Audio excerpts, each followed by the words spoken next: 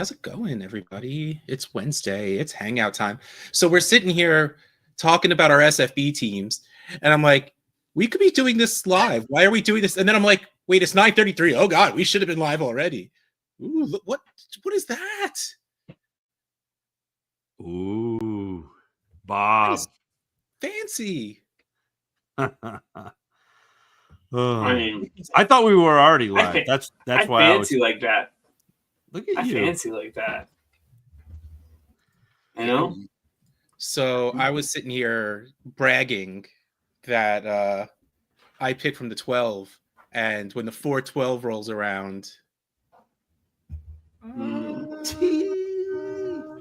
baby. Come home, T. Come home. It was the easiest draft pick I ever made. But it's really funny. So I have picks. I have back-to-back picks because I picked from the 12. And this always makes me feel a little good about myself because, I go and I check on the draft. I'm like, all right, there's one person that has to pick before me. And then I get my picks. So I set my pre-draft and I set 4 players, even though there's only 3 picks. 4 players because I couldn't decide who. So I didn't want that last guy to feel bad. So because you're not gonna feel bad. So I put T. Higgins first, obviously. And so I'm like, all right, so I want T. Higgins, I want Sam Laporta, I want James Conner, and I want Marvin Harrison Jr. Those were the 4 players I want. So I set them in whatever order they're in.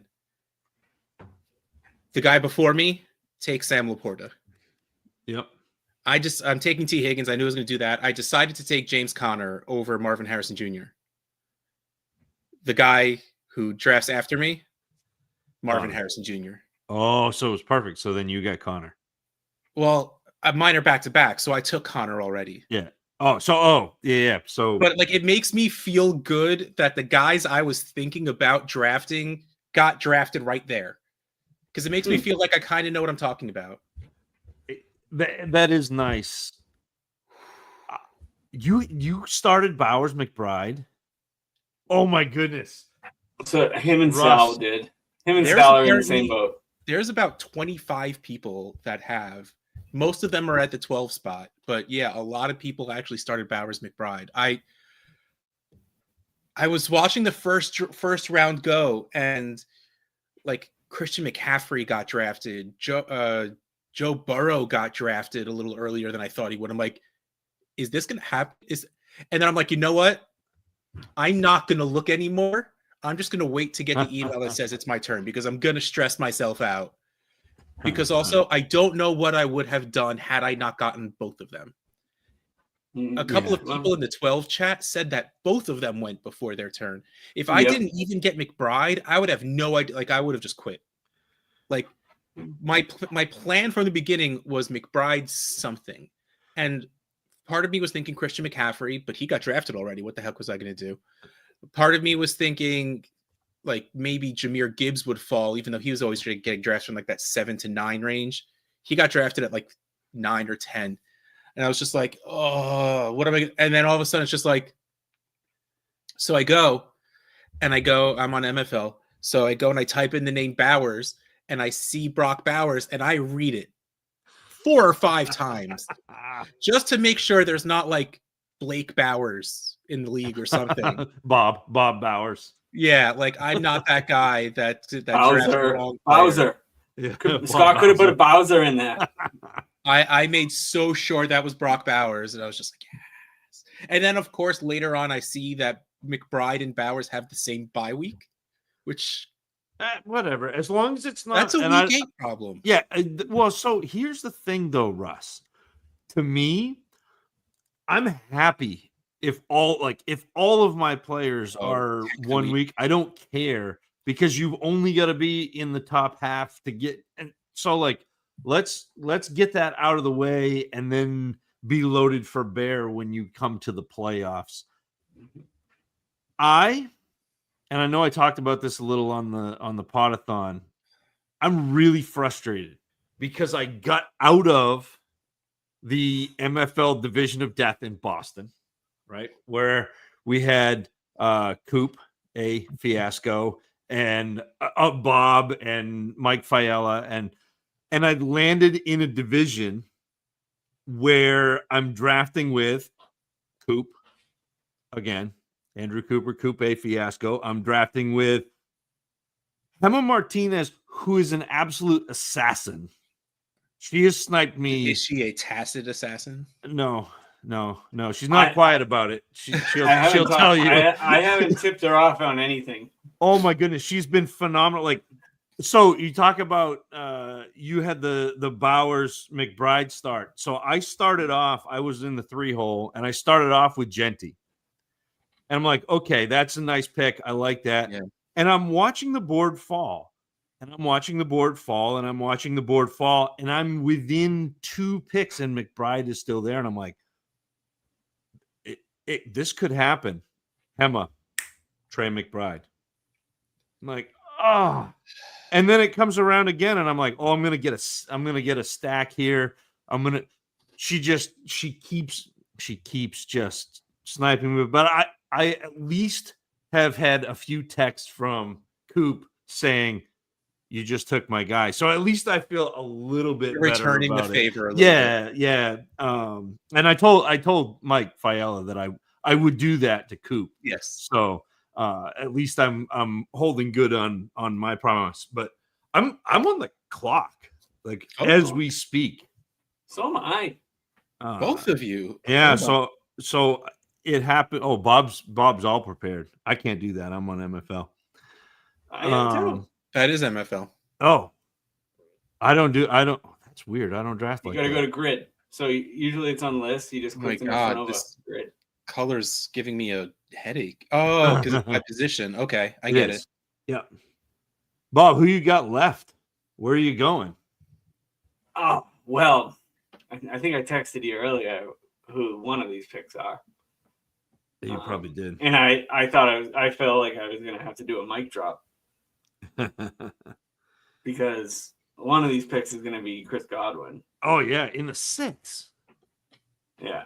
That's a good get. Yeah. And then, I don't know. Vince said he just took his 10th wide receiver in a row. It seems like a lot. 0 other players.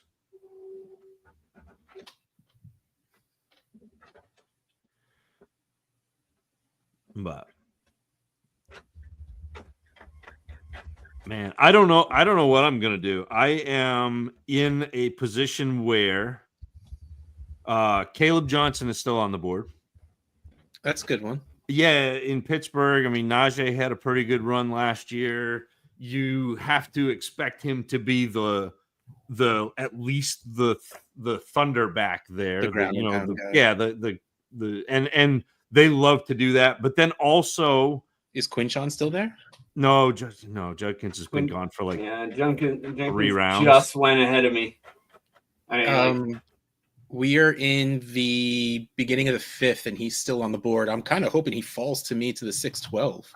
No, see, he went 6-8 in mine. 6-8. All right, yeah. Oh, see, he went 5-1 in mine. That's nice and early. I was going to take him in the 5th, and so that didn't happen. But I feel like I have to take Godwin. I feel like that's a necessity.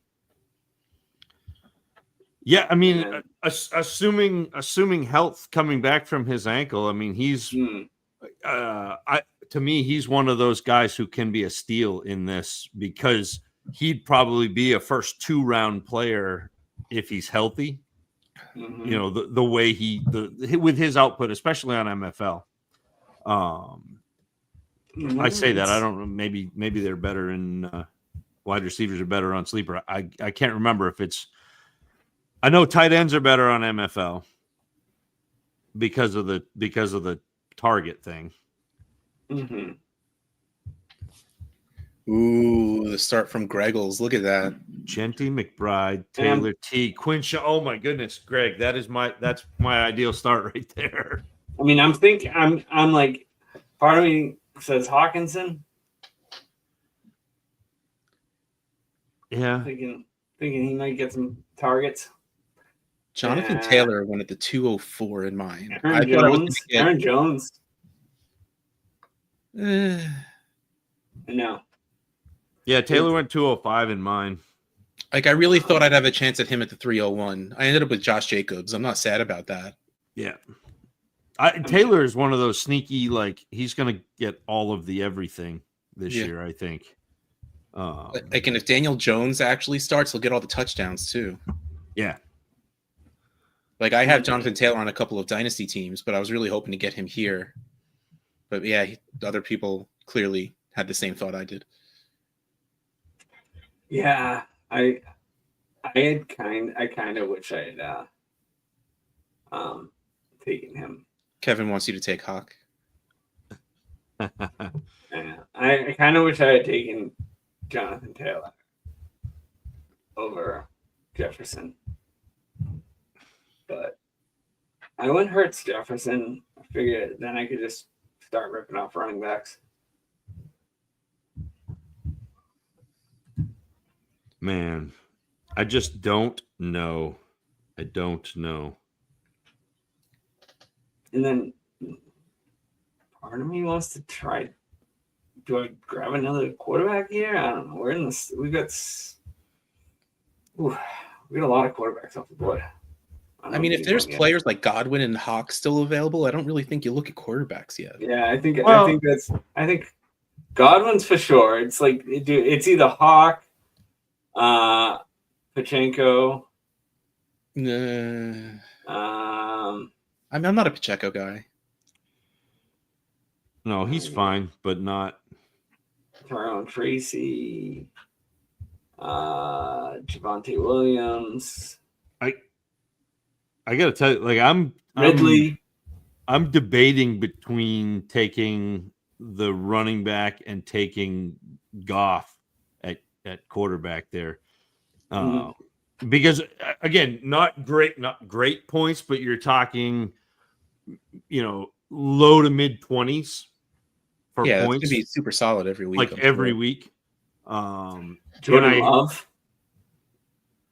I have Montgomery on the Love bandwagon. He throws too many interceptions, though. I don't know if there's negative scoring. I don't think there is, but he doesn't do as much as people think he does. Like, I agree. He doesn't. Peter Howard and I argued incessantly with the chat about Love, but Bowers, Henry, and Jacobs from the 12 spot. Henry, that's nice, Brad. Yeah, Henry was another guy that went earlier in the first than I thought he would. Henry was another guy I thought maybe I'd get at the turn if I needed. But man, that's a killer start, man. Bowers and Jacobs, we share that one.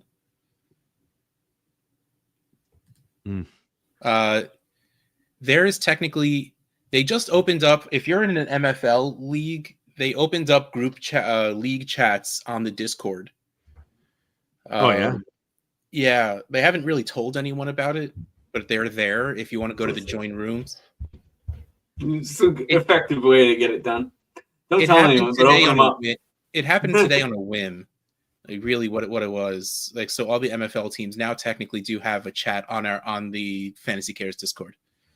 You just need to use the join rooms and it'll be in the drop down. Just start typing Gotham, or you'll find the Gotham Knights or whatever you are. But yeah, there's they haven't gone out of their way to tell people about it, which again, it happened this afternoon. So I don't know if they plan on telling anyone about it or just word of mouth. All right. I talked myself into taking Caleb Johnson. Should be the right move. I don't know if it is or not, but I did it. I said it should be.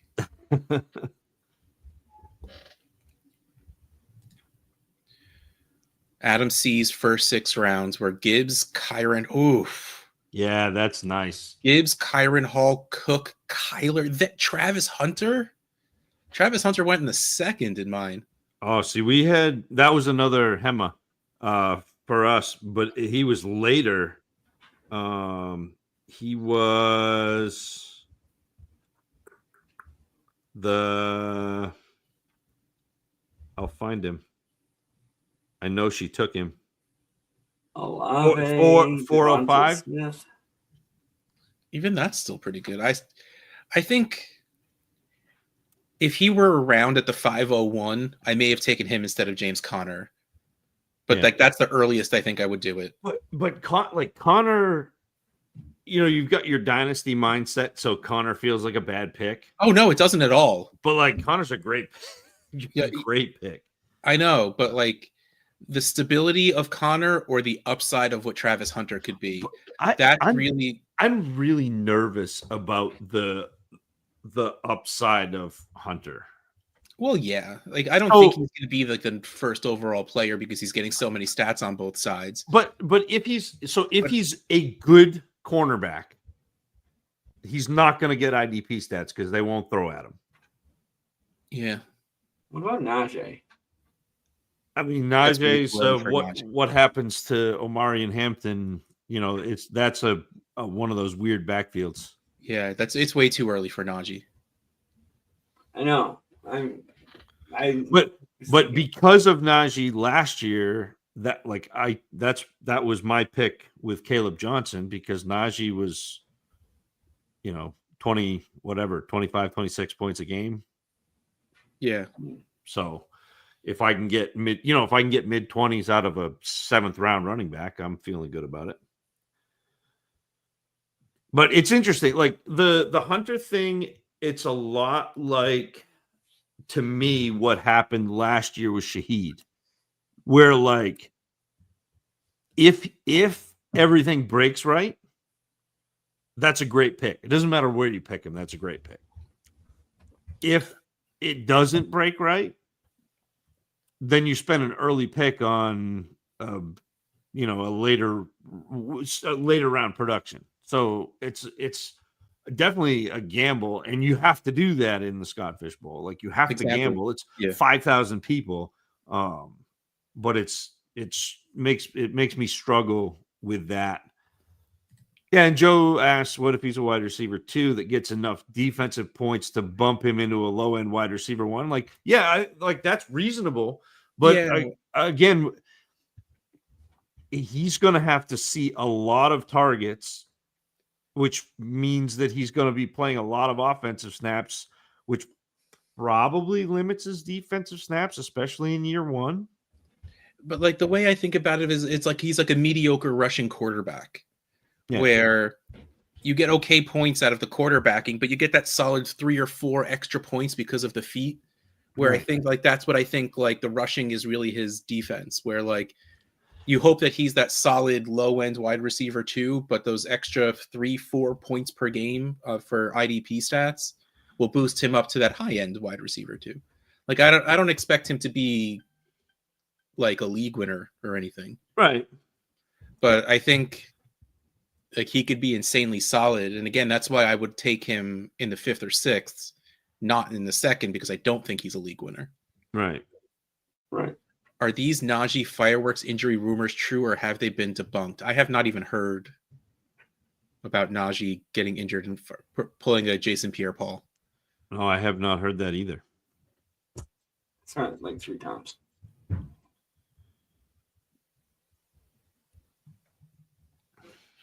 No, nothing. I didn't hear what you said. I said it. I saw it like 3 times. Oh, three times. I believe in Lawrence, though. Like that's the thing. I think finally, like with a good coach and more than one wide receiver to throw the ball to, I think he'll do better. I believe in Trevor Lawrence. And I also realize that there's at least 3 people from the Gotham Knights division in this right now. There's me, there's Paul, there's Steve, all 3 of us. You should definitely talk strategy then, because they're not paying any attention. You'll be fine. As someone who hosted a podcast about the leagues I play in, you sort of get used to it after a while. It made me laugh when Ian came on for a minute during the podathon, and he was, Scott wanted him to talk a little bit about, a couple of the players, and you could see him be hesitant. And I'm like, I get it. Man, because that's something that, especially early on, you're like, I'm giving everybody my secrets. Yep. Like this is what I'm doing. But and Ian's so much smarter than we are anyway that like Yes. I understand the want to like keep everything close to the vest, but Steve's not sure how I'm feeling about my start at the 5 spot. Chase, Neighbors, Kittle, Brown. I mean I like that. Chase could be the overall leader in the clubhouse. Yeah, he could be the number 1 player. So could Neighbors, honestly. Yeah, especially because targets, Yeah, point per target and Neighbors. Kittle, I think, might be a little bit of a trap because like he has games where he gets 2 targets for 2 catches and 2 touchdowns. So like he doesn't really get the premium that tight ends really get, but I don't think it's a bad pick. I don't know if the ceiling is, but there's also no one else there to catch the ball right now with Ayuk still out. Yeah, he's the kind of the boom, like he's that player that can score you 60 points in a week and then you just roll and that's fine. But you got to understand that he's also going to have weeks where he doesn't score. And I mean, but he's always been like that, even in tight end premium. Like we talked about that for a few years where like he's not the 100 catch tight end. He's like the 70 catch tight end, but he gets yards after catch, and so he adds yards and touchdowns, which is nice. He's a yak guy, not a volume hog. But and I love AJ Brown, and I am really torn.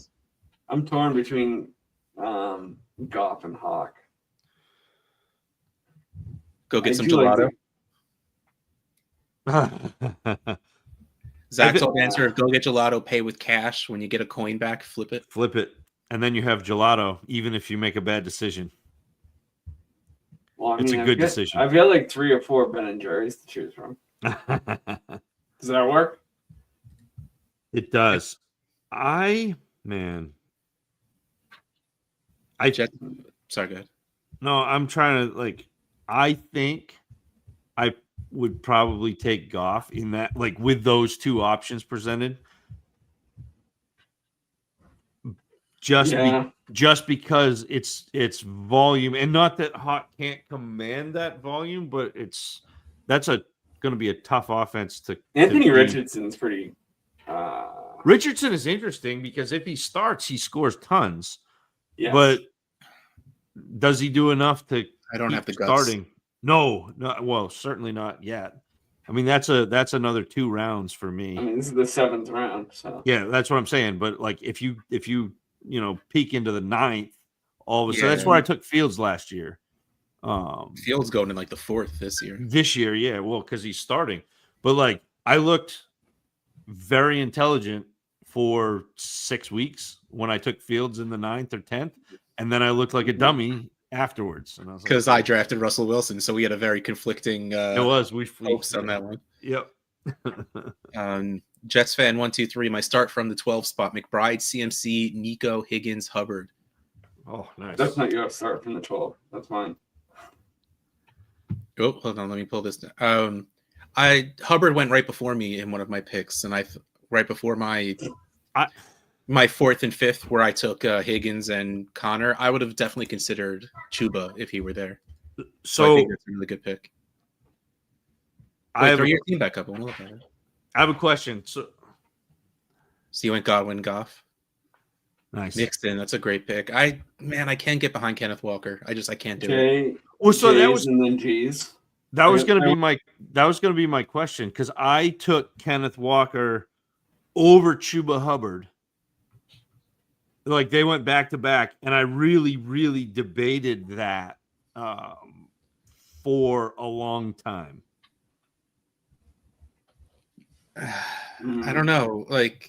It's going to be a completely new offense anyway, so who the heck knows? Right. But I don't know. I've never really been a Kenneth Walker fan, and I don't know if the volume that you want or need is going to be there. Plus, he's shown that he doesn't necessarily stay healthy. Yeah, and I mean that's going to be the Chuba went in question. 4.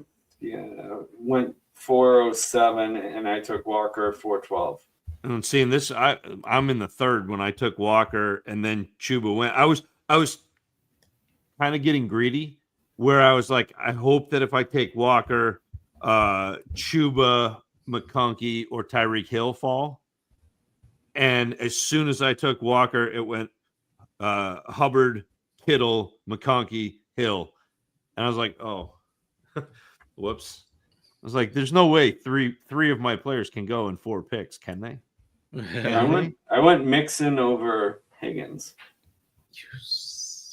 I mean, that's probably the right call, but still, you son of a bitch. And I should have probably taken Mixon or Higgins there, and I took Mayfield, but I got that Mayfield Godwin stack, and I almost got Mayfield, Godwin, and Evans, and I would have been so happy with that. Bijan, Jacobs, Kamara, Fields, Adams, Swift. That feels like a baller team. Hold on, run that. Bijan, Jacobs, Kamara, Fields, Adams, Swift. That feels great. I love, and also hate, but I love seeing what other people do in other divisions because there are so many different combinations that happen and so many different ways to go that are unavailable to, other divisions. So like just the way things fall and the way people are attacking things. It's super interesting to me again, because that's like, that's how I attack the game is like, hey, what are you doing as a manager? Not necessarily who the players are. It's so much fun to watch that fall. Adams will be the interesting one to me in that group. I mean, we've seen multiple players get targets in that offense. We've seen both Kupp and Puka get those targets. Sure. And Adams is clearly still that good. But when Kupp and Nakua were on the field over the last 2 years, Puka still out-targeted him. Oh, yeah. I think that will still be the case, but I still think in the 1, 2, 3, 4, 5th, I think that's still a really good pick. For sure. Joe McCarter, is Scott Fishbowl a best ball format? No, it is not. You have to set your lineups every week. Yep.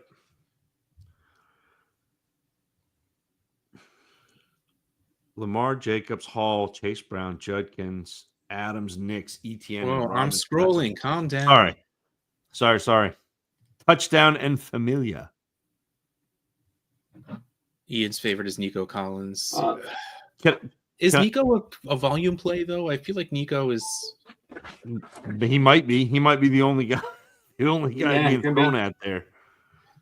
But hey, the namesake. Jaden Higgins. Yeah.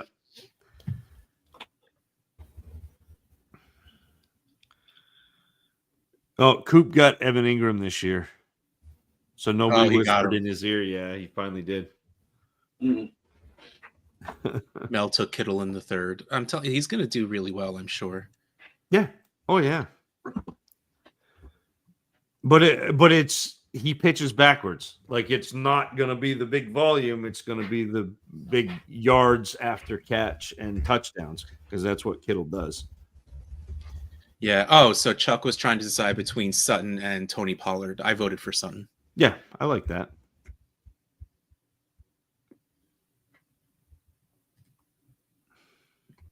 I haven't taken a quarterback yet either, though we just went through the 5th. I don't really know if I took Baker. Yeah, you took, and I would have taken Baker too if Baker were still around. I really wanted Kyler at that 4-5 turn. Like I really thought Kyler would be there for me. I don't mean to harp on the Hema, but Hema Martinez got Kyler and McBride. Like what a beautiful stack. Like what a beautiful, like she really has just eviscerated this draft. Yeah. Oh, I love what she's done so far. But Greggles took Quinshawn over Walker. Yeah. I mean, I think I might have if presented, but Quinshawn Judkins went early in my, yeah, it was like, but I'm really happy. Touchdown and Familia. I'm really happy with my team. With my first 9 picks. 9 picks. Lamar, Jacobs, Hall. I almost took Brees Hall instead of Josh Jacobs. He got both of them. Chase Brown, Judkins, Adams, Nix, Bo Nix. Another guy I thought I might be able to get at that 4 or 5 turn. ETN. Which Robinson? Might be Wandell. Might be Brian. Probably Brian. Yeah. Although if it's MFL, like Wandell Robinson saw 140 targets last year. No, hopefully Neighbors doesn't miss a couple of games this year. Yeah. But I mean, that's just ridiculous.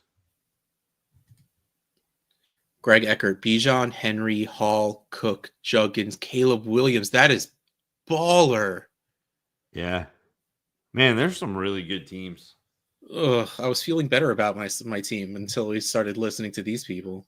There are too many smart people playing fantasy football in the Scott Fish Bowl. Aw. Oh, I like the T pick, but man, that like a stack in this, and I'm not usually an advocate for stacks because the correlation and like they add like if you hit it right, they add like 3% to your chances of winning. But like 3% in a 5,000 person tournament is a lot. Yeah, but you're also like the whole thing with McBride in general is you're betting on more than one touchdown this season. Yeah, for sure. But even last year when he didn't, he was still a top 12 like score like on MFL because you're getting a point per target or so. Yeah, it was Brian Robinson, that last Robinson. Yeah. Yeah, I haven't figured out what the person next to me is doing. They thrown curveball after curveball. They took Mahomes second. They took Rice in the fourth. That's right. Adams in the fifth.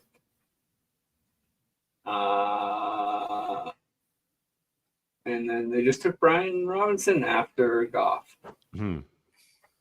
I like Mel said that they're in the 9th and people in her league are taking 2 to 3 quarterbacks in the first couple of rounds, which Mel, good. That's great for you. Yeah, I was about to say good. Let them go do that. Yeah.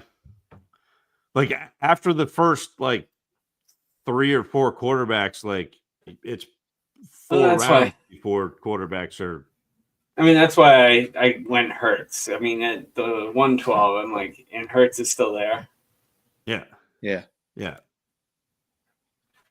Well, no, Hurts, like the top 4 or 5, the rushing quarterbacks, Lamar, Allen, Hurts, Jaden Daniels, like those, I think, are the quarterbacks worth owning for sure. Yeah. Well, I mean, my draft went Allen Jackson, right? and Allen Jackson, Allen Jackson, and then at 5, Jaden Daniels came off the board, and then it went Barkley, Chase, Bowers, Genty, CMC, and McBride. So I'm like, okay, I guess it's Hurts.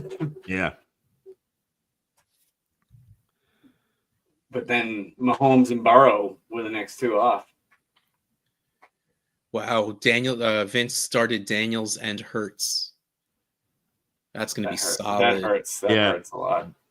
That hurts. AJ Brown, Rashee Rice, Garrett Wilson, DJ Moore. Wow, they're moving. Olave, who could be fantastic in this format, depending on what the Saints offense looks like. Yeah, right. I mean, if Shaheed isn't back immediately, there's no one else to throw the ball to. Yeah, well, I mean, and if he's just running little slants, that's going to be good for him. Reprise the Michael Thomas role. Vibes only drafting is the way you do it in SFB. Hurts at the 2-5. Oh, wow. Absolutely. Wow. Like, you smashed that. Travis Hunter went at 2-5 in my draft. Yeah, he went. Where is he in here? Nope, that's Jalen Hurts. I like Zach being all. I'll be Vince in our division. Zach's thinking he's going to take down the Orlando Live.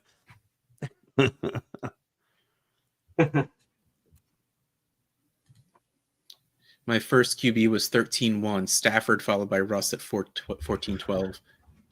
Like at 13-1, Stafford feels like he's probably a great pick. Maybe. But that's the thing, though. Like, they may not be good picks. I mean, they may be good picks, Joe. I'm not poo-pooing your picks, but like, without seeing who's available and what's, like, quarterbacks may not be. You may be better off going 0 QB depending on how the board falls. It's such a wild format that Scott has given us this year, and I love it. Like, it's so much fun to see all the directions that people have gone. Matt Stafford, on an average per game scoring, Matt Stafford was not a top 100 player. Yeah, that's what I mean. Like, this for quarterbacks, because you have to have 106. Yeah, but I mean, still, that's overall. Hold on. Yeah. I mean, so I guess in the 13th you're feeling good about it. Yeah, 18, just about 19 points per game. Yeah. Yeah. But like at that point, I'd rather have running backs who, if there's an injury, could score 25 than a quarterback that I'm not going to play. You know what I mean? Like, yeah. And again, that's personal preference and the way you build. But that's. I mean, now that I have 2 quarterbacks with Goff and Hurts, it is going to be just all running backs and receivers, maybe a tight end. I won't touch another quarterback till the team somewhere. I haven't heard about Hunter going 101 anywhere, and if he did, that is good for you. I want it to be Hunter Henry 101. Sure. My PT was asking me advice today because he's in, and he's like, what do you think? I was like, I can't tell you. I mean, like, we're enemies now. Like, no, take Quinshon Judkins. Take Quinshon Judkins. Yeah. And what did you miss? A whole lot of. We're still talking SFB from the very beginning, so that's what you've missed so far. We actually, this is not what this is supposed to be Wednesday. What are we doing talking so much football? But it is the season, Bob. We're opening presents as we speak. Oh, we are. Did my draft go anywhere magically? Oh, there goes Mike Evans. Aww. I didn't think he was reaching me at 612. So. Aww. Steve, you're on the clock, Steve. If you're still here. Whoa. It just thundered and like shook my house a little bit. Oh, nice. That's not good. I saw a clip of a minor league baseball game where the pitcher balked. Yes, because of thunder, everyone like jumped. You're like halfway. Like, that was fantastic. Also, get in the dugout. Like, seriously, like I was, instead of working, because I didn't feel like working anymore, I was just scrolling TikTok sitting at my desk, and I saw the video of that. Wow. We still have donations rolling in for Boston Live. Nice. When's that? The 20th. Last day. Oh, you're going to be in New York? And you're what? New York and then Boston. Yeah. Instead of New York, Philadelphia. Yeah. I'm just going to be in Boston because I have to be in Lincoln the day of New York, which stinks. I just got $200 worth of tickets to the Huntington. I just got a. Oh, nice. Sardines, a comedy about death. I don't know that one. Sounds funny. Christian McCaffrey, Josh Jacobs, Breece Hall, Ladd McConkey, Devontae Adams, Travion Henderson, David Njoku, Justin Herbert, Dalton Kincaid, now you blew Josh... Kincaid.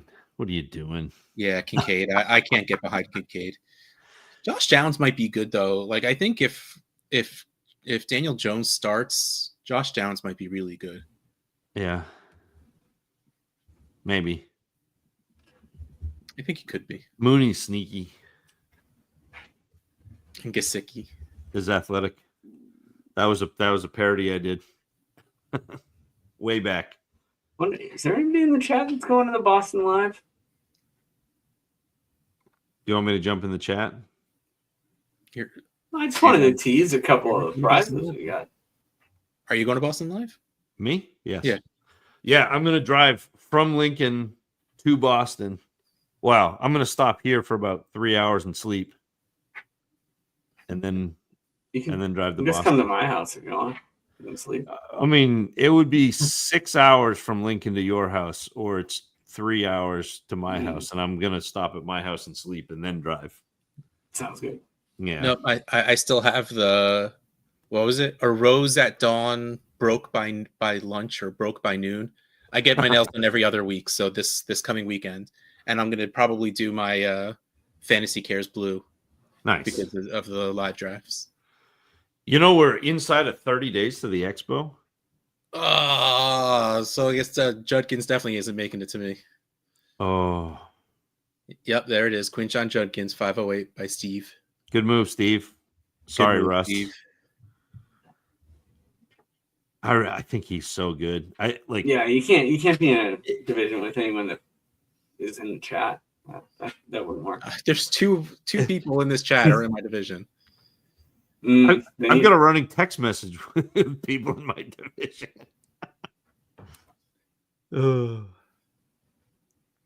Yeah, Coop, it was so funny. Like we talked all about it, talked about how we were gonna do, instead of doing live, we were gonna get away from, everybody and draft in. And so I picked the Isotopes, the Springfield Isotopes division way back when we first set the fake teams to MFL. Right. Because initially it was just sleeper or it wasn't set yet. And so I was in a WNBA. I can't remember if I was in Dallas or if I was in LA, but one of the two. Either the Wings or the Sparks, and then when I realized that they were going to be sleeper, I was like, nope, I need to get an MFL. So I was the first person in my division, and then like 2 weeks ago, Coop is like, hey, why are you in my division? I don't know, sorry.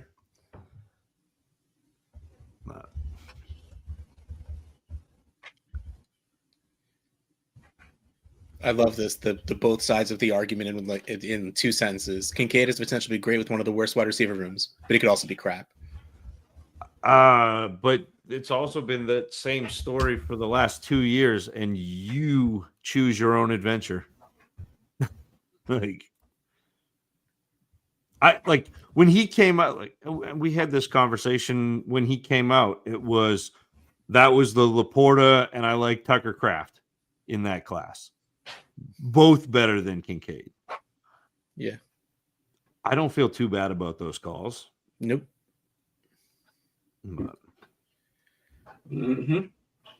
Greggles, we could have been in the same division, but you're young. So in my division is two people that are normally in the chat here. One dude that's in a Trade Addicts League and one dude that's in my Harry Potter League.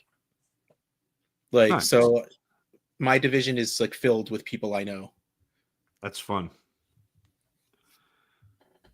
Unless they draft well. And then it's less fun. I'm happy enough with my team right now to not be angry. Yeah. Though Steve taking Quinshon. Though Quinshon wasn't making it to me. I have to just accept that.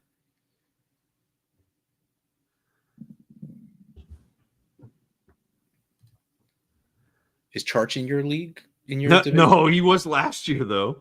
Last year it was Bob, Coop, Charch, Fiella,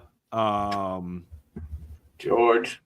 Yeah, George. I can't even pronounce his last name. Casapias, something like that. Yeah. Dave Wright. Yeah. The spaceman. John Lepresto. Yeah. It was just the division of death. It was Miserable. Like it was the Dynasty Dinosaur. Mark. Yeah, he's so good. Like just He's sneaky. quietly, Yeah, like really good. Greggles, if I have to lose to anyone, you'd be one of the people I'd be okay losing to. So I would have been okay if you were in my division and beat me. Oh, Dan Wisner too, who has been like he was the point leader. Yeah, the year before. Oh yeah, that name sounds super familiar. I definitely said his name a lot. Yeah, in my recap shows. Year one of your recap show, he was on every week. Also the FF engineer and Jamie Calandro, who is like a Fantasy Pros, like one of the top rankers on Fantasy Pros. Like it was fun. It was good. We should do it again. Holy crap, Greggles, you're older than I am? I had no idea. Then why the hell are you using Sleeper? Get on the computer, you old man. Get off your phone. And no, Frank, I'm not ready to lose to you yet.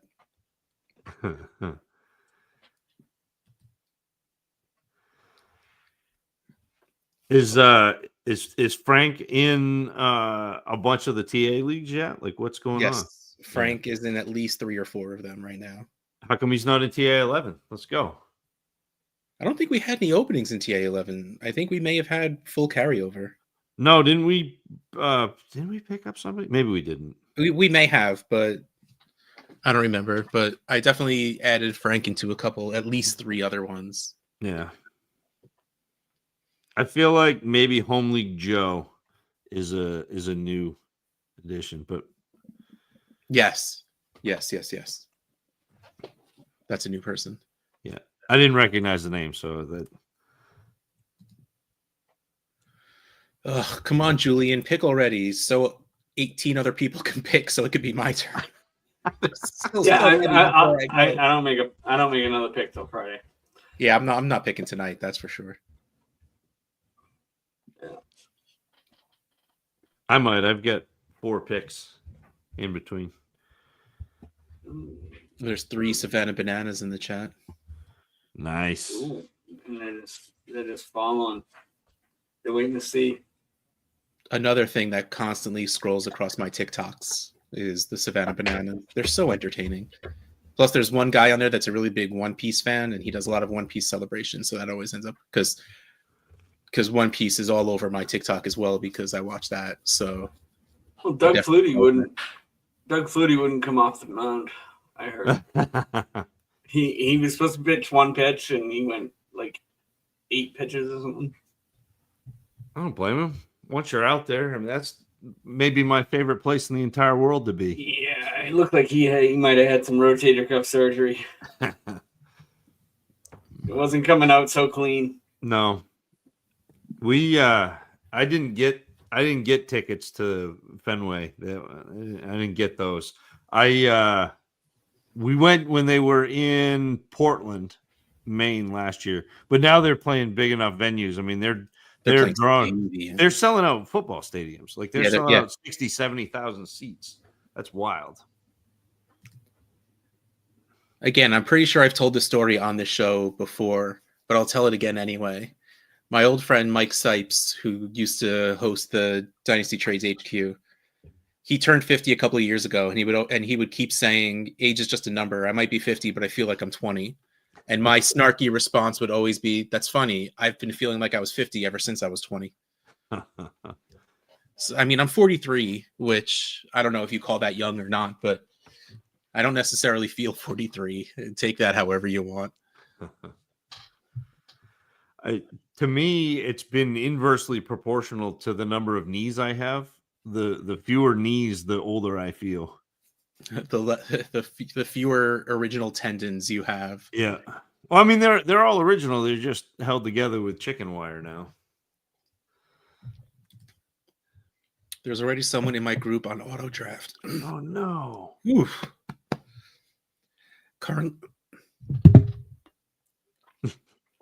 Bourbon got me on that one. Currently in the 6th, taking forever. I'm not in the 6th yet. What are you complaining about, Adam? But that sucks. I'm going on auto and SFB. That's Yeah.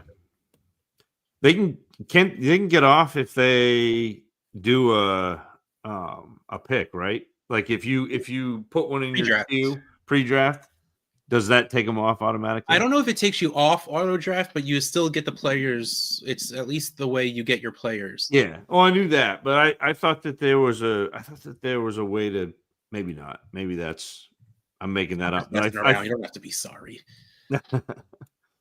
I thought during the eliminators that was a Well, the eliminators. Well, first of all, the eliminators, if you donated, they take you off auto. But yeah, if you were on auto, it didn't take you off of auto if you did your pre-draft, but at least you didn't get. See, I thought it was taking you. Somebody, I don't want to throw Hep's name through the mud, but somebody told me. Oh, if Hep said it, then he's right and I'm wrong. I think that's what was bandied about, but I'm not 100% sure. Don't quote Hep or me on that. But here's Steve saying it worked that way in the eliminators. Yeah, that must have been right. Thanks, Steve. Steve, my tag team partner. Dap it up. I appreciate you, Steve. In my first SFB year, we had someone who used the entire clock for the last 10 or so rounds. They're pacing themselves. They didn't come back. Did it on purpose? What a pain. Doesn't matter at that point. Well, it's really funny because we had it was a running joke in one of my old dynasty leagues. We called it aggro drafting because you were doing it just to piss everyone off, because if you spend the entire time on the clock, people will just start sending you trade offers to get you off the clock. But that doesn't work in SFB because there's no trades. Yeah. Well, and that's just being a jerk. I get the doing your research, but if you're there, taking the full time is that's not even doing research. It's not. You cannot look at a single if I personally did not look at a single pick from the 502 till my pick at the 612, I could look at the entire 2 rounds drafted and then start researching who I want to pick in less than 8 hours.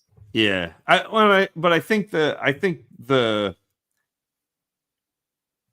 logic, if there is logic, the devil's advocate logic is the longer you wait, the more ADP you have.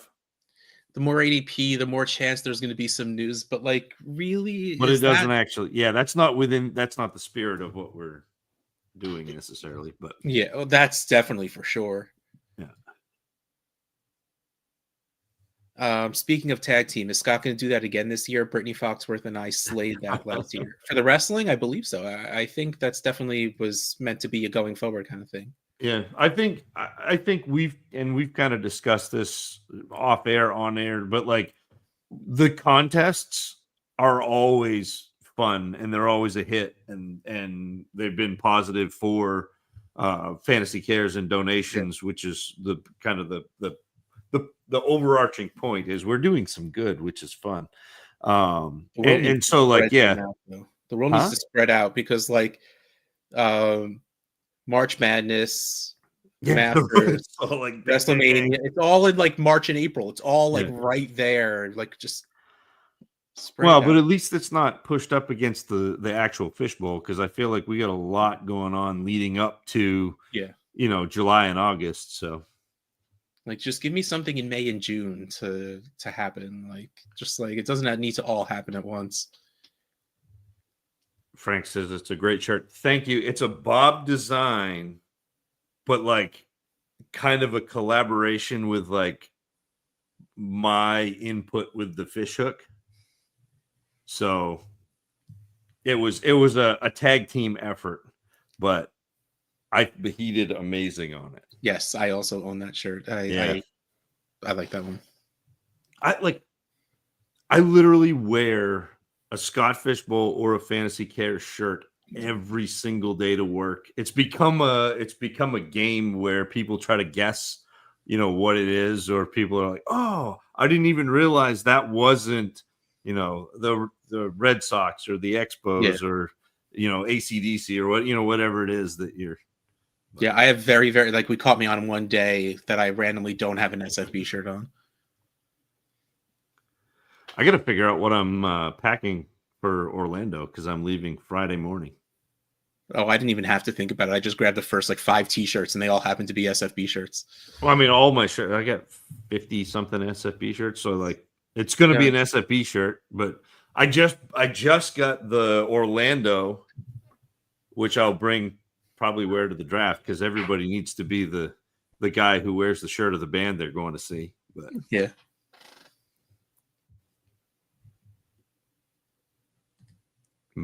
I appreciate a long pick. I've been doing this long enough to know that once it's over, I miss it. I myself can't take a long time because I'm a degenerate, but I like to be a little behind ADP. There's a difference between not wanting to rush and someone purposefully taking a full 8 hours. Yeah, my draft, every couple of picks is 4 hours, 6 hours, and it's completely fine. Of course, I'm still checking every 25 minutes and hitting the refresh button because I'm a degenerate and I want it to keep going. But I definitely appreciate that people have a clock and they're allowed to use it. But using it every single pick for the sake of just using it's a little bit of a jerk move. Were you in? I can't remember if you were in the original. What was it? The Ultimate Dynasty Podcast League? No, I think I took over your team when you left. So the original draft for that, I was in the shipyard, but I was a painter and I was in tanks, and I would have no service, and I still don't, unless I leave the facility, have access to my phone. So occasionally I'll be traveling between facilities and I'll have my phone. But when we were doing that draft, I was in tanks, fuel tanks. Yeah. Spray painting, and people were getting mad that we weren't making picks. It's I think that may have been our first, when you started talking about being hashtag Team Slow Draft. Yeah. I think that was when you first endeared yourself to me, and I was like, oh, okay, Russ is my people. So, hold on.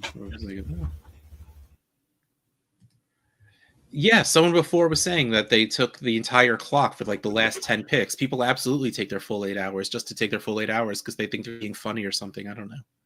Or they're just jerks. I was not actually talking about basketball, Mel. I was just saying that all of our side quests, all of our side campaigns all happen in March and April. March Madness and the Masters and WrestleMania and everything all happens to be in such a short period of time. I wasn't actually talking. I couldn't talk basketball if I wanted to because I know nothing about it. Cooper Flagg. I've heard that name, but I have no idea who that is. He's from Newport, Maine. He and his brother are doing a basketball clinic in Orono in 3 weeks during the expo. So, I don't know if my kids will go or not. Well, no, I know Caleb won't go. I don't know if Harrison will go. Probably not. But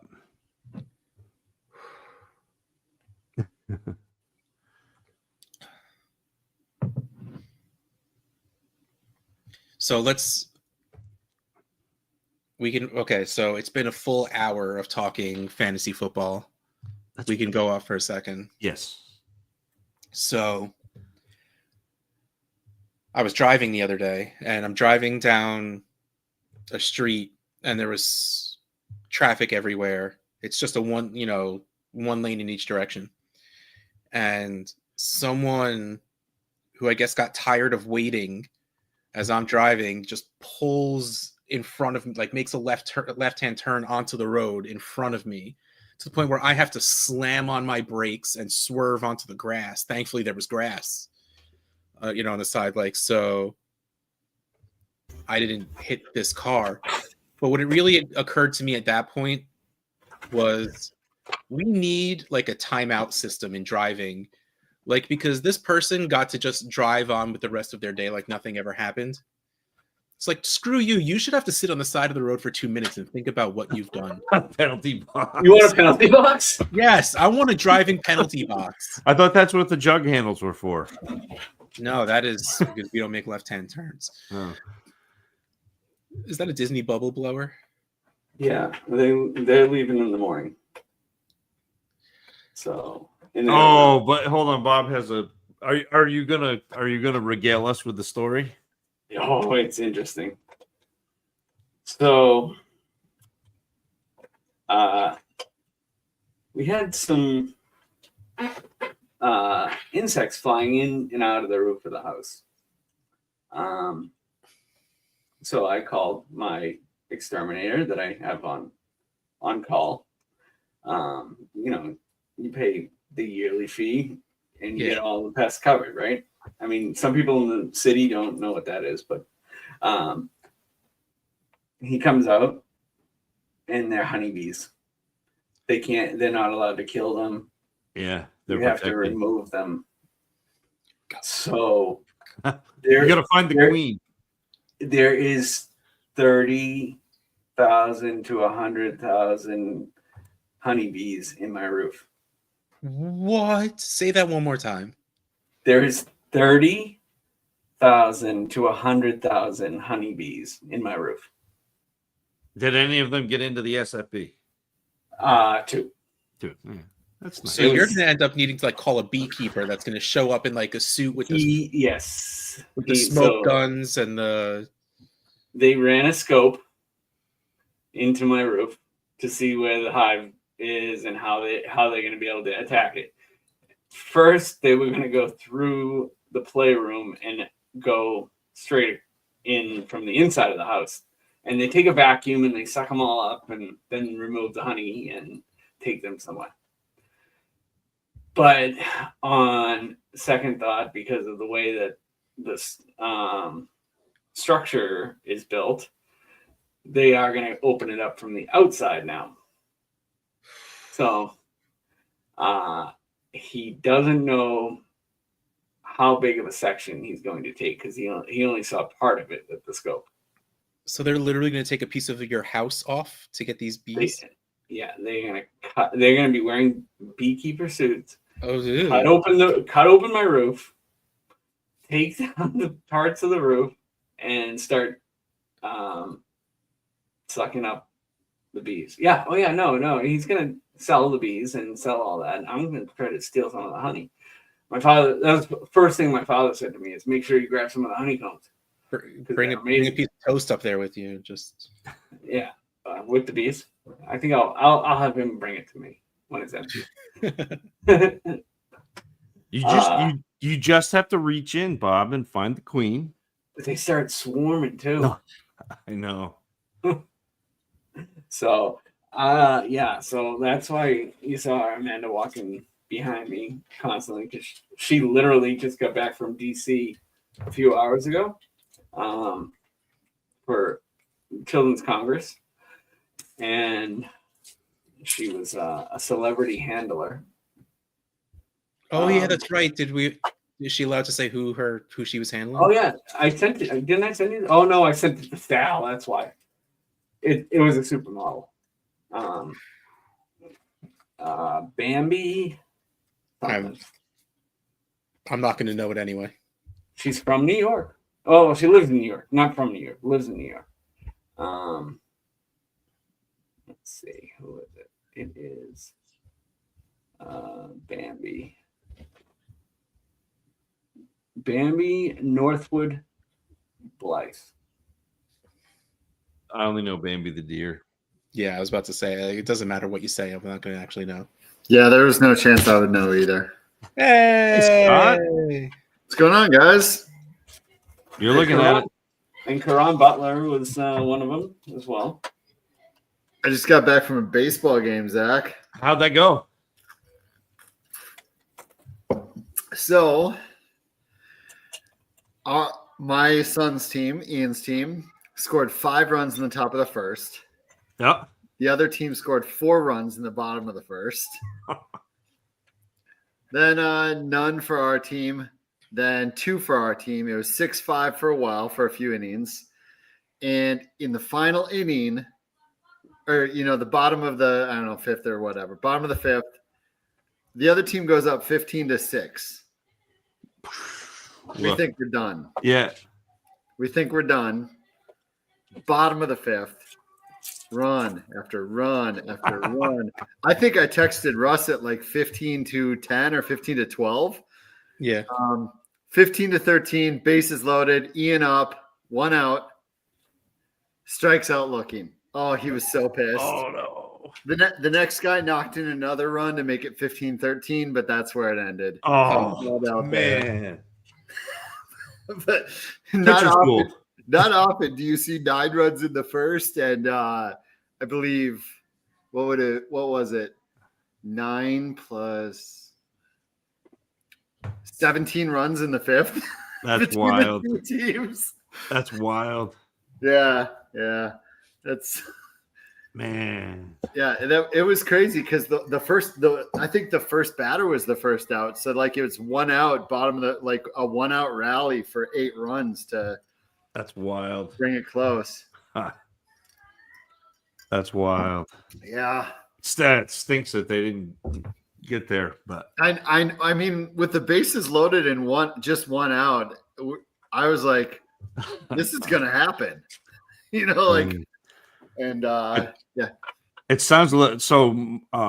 One of my good friends, I've been working with his stepson for years, baseball wise, and he played for the state championship a couple weeks ago. Okay.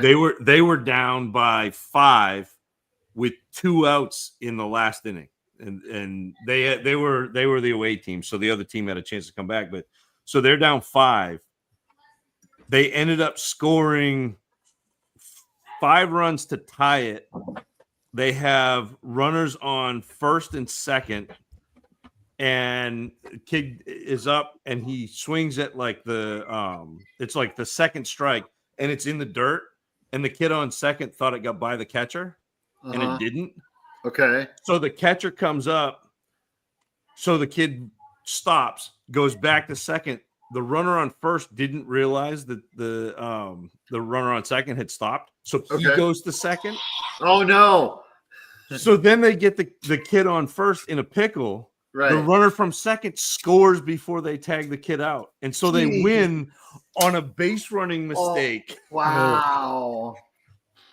And then the other team didn't score in the bottom of the inning, but it was just I'm shocked nobody in the infield was like, give him the base, just throw it home and give him the base. It was so wild. Like as soon as the kid got caught in a pickle, I'm sitting there watching the runner, and everyone else is watching the pickle. Yeah, exactly. And then my friend realized what was going on. I'm like, he's gonna go, and he ended up scoring without a throw, and they tagged the kid out at second after. It was like. Yeah. What a wild finish. But yeah, that's insane. Yeah, I don't think I've ever seen that happen. Like I've seen not at that level. No, and I've seen multiple level they'll do that a lot. Like I've seen multiple runners get to a base. There was a play, I think it's the beginning of this year in college, where there was not a pass ball, and the runner on second ended up on third with the runner on third, and the catcher comes down, tags the guy who was occupying third. The umpire didn't make a call. Then he tags the second guy. The umpire calls him out. And the runner that was safe thought that the umpire called him out. So he walked off the base, and then they tagged him out too. So they got a double play. It was like wild. But wild. Ian, I hope Ian learned a valuable lesson about hitting today. First off, Ian's on base percentage is great because he walks a lot. He watches a lot of pitches. Yep. His strikeout looking in the bottom of that inning, it was low, and he came off. He's like, that was low, and I said, Ian, that ump has been calling strikes on low pitches all game long. You have to recognize that. And just take a swing. Even if you think it's low and it is a little low, if the ump's calling it all game, that's what the ump strike zone is. Yep. You know? Yeah, but that's such a It's such a good growing moment, though. Like, Yeah. it stinks. I mean, I know in the moment it's, you struck out and but understanding that's, you have to play to the umpire. Yep. Yep. Absolutely. Frank says bringing the actually robo that it's actually called a pickle in real life and not just in the Sandlot. Yeah. Oh, it no, is. people will yell pickle when it happens. Absolutely. Yep. Yeah. Because that's the only reason I know that is because Yeah. of the Sandlot. Yep. Yep. Man, that's what we used to do when I was too young to play Little League, but my best friend's brother was playing Little League. We would go to the Little League games and just play pickle on the sideline. Yep. Like, that's what Yep. we do. For hours. We'd go Absolutely. for hours. too. Absolutely. Yep. That's what, honestly, when you only have like 3 kids, that's absolutely what you do. That's like opposite of the monkey in the middle. Oh yeah. I mean, Yeah. I had Yeah. the bright yellow gloves. Ricky Henderson like. Dude, I might have dressed as Ricky Henderson for Halloween one year. He was my guy. I might have dressed like it when I showed up at the game. Well, it's Harrison has got because he's my green kid. I have a green kid and a red kid. Caleb likes to dress in red. Harrison likes to dress in green. Okay. So Harrison's team this year, the jersey was pink, but it had green lettering. Oh my And so god. he was just like he was so excited. That So would he be had his Ian. he had his green batting gloves. He had his green helmet. He had his green shoes. He was just like, he was there. All the Everything drip for Ian and his is green pink bat green. and his green bat. Oh, everything for Ian is pink and green, especially neon pink and green. Oh, love Yep. it. It's perfect. And Malcolm's red. He's Yes, that's I got Caleb and Harrison, but it's my oldest who's red, and then my youngest who's green. So we're inverted there, but yeah. I like Wednesday of SFB week. I like about midday Wednesday. Because that's when everyone's out of the first round for sure. Everyone's out of the first round. There's still fires, but they're few and far between. And in general, they're far enough along that we're like, note for next year. We're like, we will let him be him. I saw in the chat something about talking about people taking the full 8 hours. yeah, We've had a few of those that have done it intentionally over the years. They don't generally get invited back. But yeah. But I agree with Greg. Ian, when he gets on the clock, he wants to pick immediately because he's a 12-year-old who's pins and needles. I want it to be my pick again. And I'm like, you got to understand, everybody's got lives. And when you've done this before and had day camp, people have had to wait for you. It's just the way it is. If it's over in 7 days and I'm not drafting next week, I'm gonna be a little sad, So I'm absolutely fine at a 2 to 3 round per day pace where you get a couple jolts of energy making a few picks a day, and you're not. I don't need 6-7 picks a day. no. I plan every other day to make 2 picks. Yeah. This is like the bougiest thing I've ever heard. All I can think is, that's Puce. They say taupe is very soothing. Yeah. I like I obviously with this week we get a lot of, and you might have seen the one John and I were talking about, John, me, and Justin, but we get a lot of negatively fun stories, fun stories, but it's got a negative tint. Yeah. But I really, really like the ones that I like. There was a guy today tweeting about how he was in a small town or on vacation. He was in a small town and he was wearing his SFB shirt and someone else recognized him. He's like, "Are you drafting? What slot are you in?" and stuff. And I'm like, I love when that awesome. stuff happens in the wild. And I had another guy send me a message this week because he's like, I think I got invited to the SFB league on Sleeper, and I don't think that was right. I didn't get an actual invite, and I don't want to be taking someone's spot. He was all super honest and nice about it. And I checked. No, he was invited in mid-June. The invite went to spam. And when Justin in his attempts to get people logged in sent the invite through Sleeper, So he's like, I don't want to be in an illegitimate spot or anything. And I'm like, no, you're good, man. You're good. But like, he was so honest and cool about it and nice. I was like, dang, these. And some of the people who missed picks that are like, oh, I feel terrible. I feel absolutely like. And then you get other stories, but I'm going to stay on the positive today. But it's really fun when you see some of the really cool community building stories. People talking about how they've met some of their closest online friends in this league. Which is just incredible. Yeah, it's kind of weird, but. No, I like it, and I hope this year does the same. I know. It was a joke. I know. Four of us are sitting on it on the screen. I know. No, it's just. It's probably part of the reason that it grows every year, like, or that we force it to grow or whatever. I mean, we can just invite everyone and have it be a giant thing, but we don't have the manpower for that. Yeah. But I think for the first time in many, many, many, many years, given how difficult this year was and how much trouble there was, that I know it seems beautiful on the outside. It's like a duck on water, underneath and then the top, it looks smooth. It looks pretty smooth. Every once in a while you see the duck shake his head maybe, but in general, it looks pretty smooth from the outside. But I feel like this 5,000 number is a fine number to do it again. Maybe there's more people drafting live, but that's a lot of people. I can't tell you. Yeah, what is that? That puts us at what, 3,500 online? Yeah, something like we had 1,500 live and 3,500 slow approximately. Maybe next year it's 2,000 live and 3,000 drafting online. But I can tell you, it was the most hectic start to SFB we've ever had. And it was compounded with Hep got pulled to his real work this week, and Chalk had stuff, and Ryan was on vacation. So it was me and Justin handling basically everything league-wise and user-wise.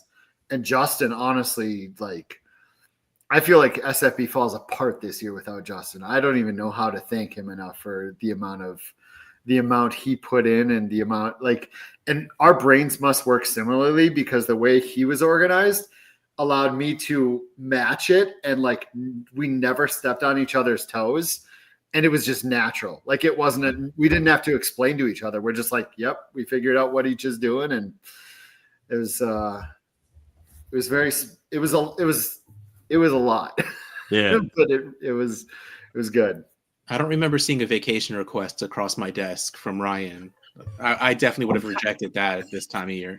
Yeah, come on, Ryan. I got a text. Are you in Disney already? Last Friday. And I was like, I mean, in fairness, forever SFB has overlapped Ryan's birthday and anniversaries. So there's.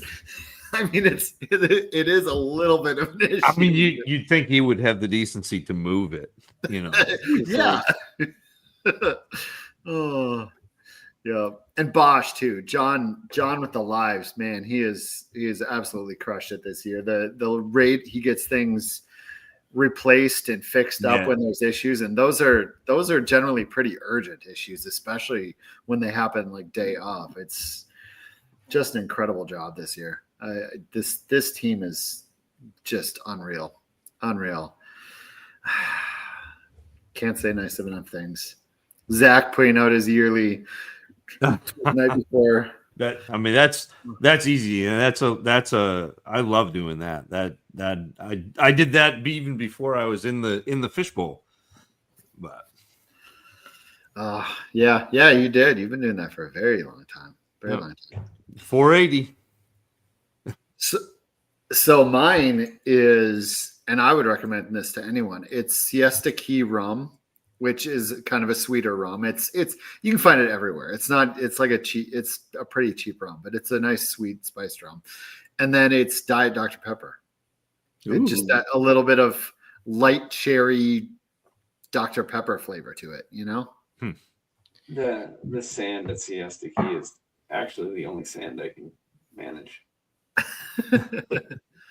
But yeah, I would recommend this as a very cheap but pretty delicious drink. It's really nothing. It's just two things and nice and smooth and sweet. I was drinking Great Jones bourbon. They're from Brooklyn. Okay. It's pretty good. It was the first time I just opened the bottle today. It was pretty good. It got you once, though. It did get me once, yes. Oh, look at this. Wait, hold on. StreamYard updated. Look, it doesn't move us. What do you mean Usually- doesn't move us? Usually when you put a comment up, it pushes the 4 windows up and like it shrinks them. I moved it. Yeah, I stopped. Oh no. Bob has been messing with the settings. Oh yeah, okay. For a while, he changed the font. Yep. Well, He yeah, was- you guys. Why did the font get changed back? I like the font. Because it was hard to read when Joey was on Monday. Oh. Well, there's other fonts. We can change that. Bob was in the background of the podathon, just changing things. Yes, he was doing that. He was playing a lot of videos while I was on. Oh yeah, no, that's two together. Yeah, no, don't worry. I'm looking at them. I didn't get to go through all of them. That was why. There's so many good ones. That's pretty cool. It's not bad. It's like a handwriting. It's like Comic Sans. I mean, whatever. It's not Comic Sans. I said it's like Zap's Chancery. Oh, I like that. The 8-bit.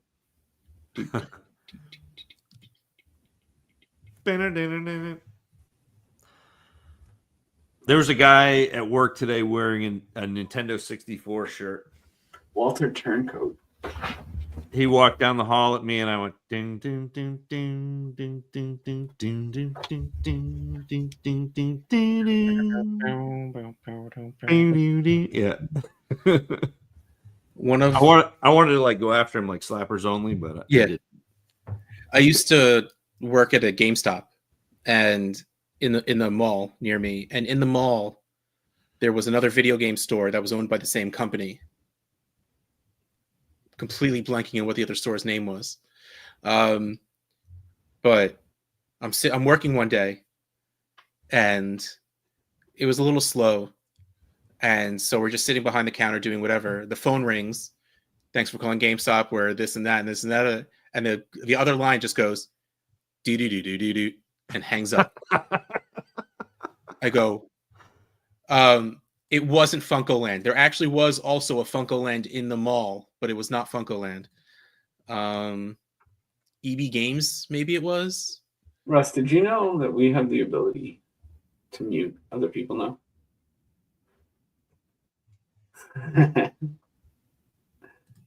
Yes, I know that. So I'm like, what the hell was that? What was the son of a bitch? And I was friends with that, and I'm friends with that guy for like 20 years after that. That's funny. Does Bob not have the ability to unmute himself if you mute him? I don't know if he knows I muted him or he just doesn't care. I was not talking anyways. Oh. So my son on the car ride home from the baseball game was writing up rankings and draft guide on a notepad. Ooh.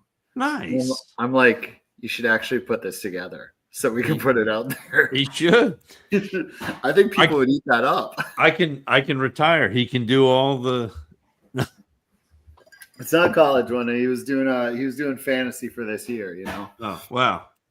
I did have one page of I mean, he was on during the draft show, and I saw all up. I mean, I'm sure he can do that too. Yeah. I think so. I think that'd be fun. I think people would like that. Absolutely. Yeah. Oh my gosh, all the stuff. What is this? We have lots of new toys apparently. There's always toys. Bob has been busy. No, those came with it. Those were part of the update. Like the way that it's set up was not me. That's the update that did that. Yeah, I read about that. Yeah. I mean, I did like trim down some of the sound effects and but I did keep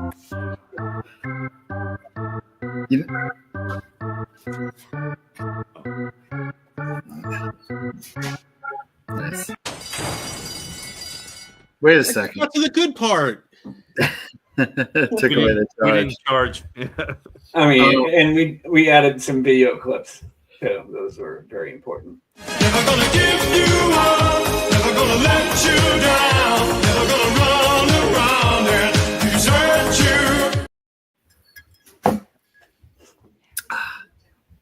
Yeah, that was really loud. Those, yeah, you probably had your volume up there. Yeah, I didn't realize I would have turned my volume down had I known. So one thing I'm going to try to do for next year, this is back to Ian related because talking about the draft guide thing. So Ian doesn't know this, and this isn't very public, but so Ian was going to have stuff in the Football Diehards magazine before Emil died. And then, they put that on hold, and now FFWC, whatever their main company is, I don't remember, took that over and stuff. But I was talking to Bob Harris about it. And so that fell through the cracks. But I now have other friends who are putting out fantasy magazines. Apparently, it seems like the last 2 years with Fantasy Life and with Football Guys and a couple others. And I'm like, I wonder if I can call in a favor. I think that it would be doing them a favor. I think people would be interested. Not only would they be interested, but like he can't hear me right now, right? Because we don't want him to get too big. We said that he's having a sleepover tomorrow night, and then on Friday he's got Blake Cashman, linebacker for the Vikings. Blake Cashman in football camp. Yeah. So I'm like, you better get some sleep tonight. Okay, he's really good. He's good. Yeah, he is, and he researches it. Like he's it's not just like firing out an opinion. Like he's got stuff to back it up. He does a good job. Yep, I agree. And the thing is, like, yeah, I feel like it'd be good. They would get me helping promote it and stuff. And I don't think it's a giant ask, for a little something. But I remember the first time, and this is, God, I'm super old, but this is probably 15, 20 years ago. The first time I was in a fantasy football magazine, 15 years ago. And it was like a huge deal to me. I still have it. I've been in a few, and I didn't even keep all of them, but I kept a few of them. I kept the early ones, and I still have them in the garage. And when I go through to recycle this, I always hold on to it. Set those aside. Yeah. I still have that first one that I was in. But I think he would have gone crazy had he been. Yeah. Because Bob and my plan was to have him write something up, but not tell him that he was going to go in the magazine. I think that ship might have sailed, and this time he would know, but yeah. This is very true. Ian has no problem being contrarian, and he will fight you on it. Yeah. He has no problem sticking to his guns. Okay. That's Thor Nystrom, who is awesome writer for Fantasy Life, does a lot of college stuff. He met Ian and this is 4 years ago. So Ian would have been 8 or 9 at that time. 9 probably. I don't know. He met Ian at the first SFB Live in Minnesota. And they straight up argued about rookie draft evaluation. Yeah. And Ian, I'm not like Ian's 12 now, so he would have been 8. Yeah. An 8-year-old arguing with Thor. And Thor's like, I love it. This kid. So, but he's done it.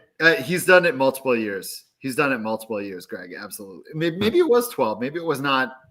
Maybe it wasn't 11. Maybe it was 12. Maybe it was SFP 12. You might be right. So either way, an 8 or 9-year-old had no problem going toe to toe with a top-notch college expert in the industry. Did he get to go back and say, "Look, I was right"? Now, because No, but Thor has said it. yeah, Thor has mentioned it live or on air before. that's awesome. He's like, he got me. Yeah. Oh, love it. He's also had his misses. Ian really liked Kenny Pickett. Yeah.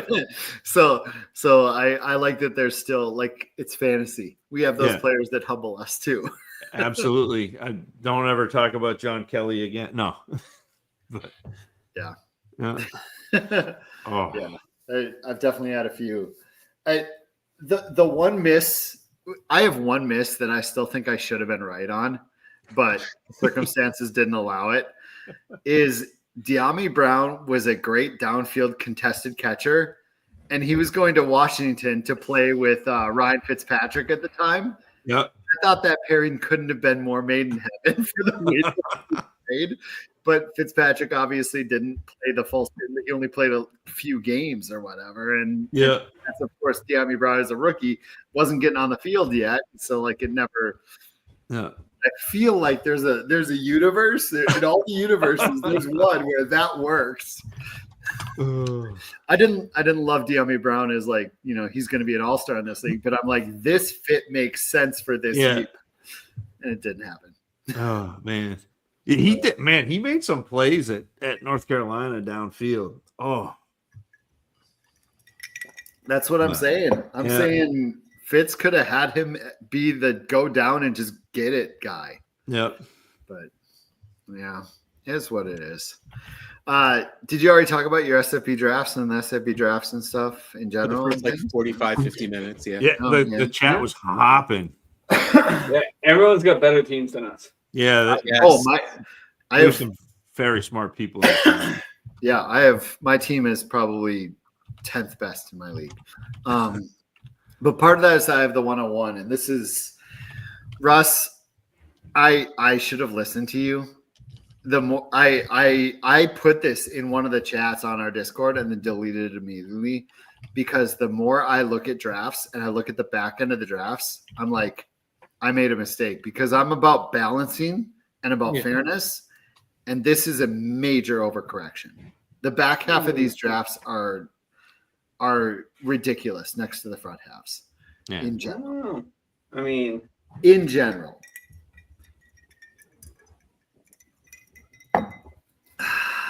Are you on the clock, Bob?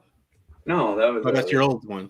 Yeah, I had taken Godwin and Goff. Right. Oh, also, my son sniped me on Nico Collins, forcing me into Travis Hunter, which I don't even know if I love that pick. But I want to have fun with it. Ooh, but I wanted Nico Collins so bad there. And then in the next round, he sniped me on Kenneth Walker, the pick before me, but I knew that one was going to happen because he was on this show talking about Kenneth Walker the other day. But I think you made out good on that one. I was talking about how I'm not a Kenneth Walker fan. Okay. All right. But it forced me into Omari and Hampton as the running back backup on that corner. And we'll see how that goes. It's so wild to me, the difference between I don't the like divisions. Reebok Joe. What was that? Rookie. I do have 3 rookies. I mean, Hampton, Genty, and Hunter. I do have 3 rookies in 6 picks. Yeah. I took Genty at 3. I took him at 1. Yeah. I don't give a crap. I'm going to take the players I want. That's SFB for me. I'm just not going to care. I'm just going to have fun. Exactly, which is why I got my guy at the 412. I was very excited. T. Higgins was still there. Very nice. When the tournament is named after you, you don't have to care. We got approved for raffles in Arizona a week after they already had their event. And you texted me worried. You were worried. I was worried. I'm like, why did we get this? Why is this letter coming to me? But once I open it, I'm like, it has to. Sweet. It has to go to the main office. Yep, absolutely.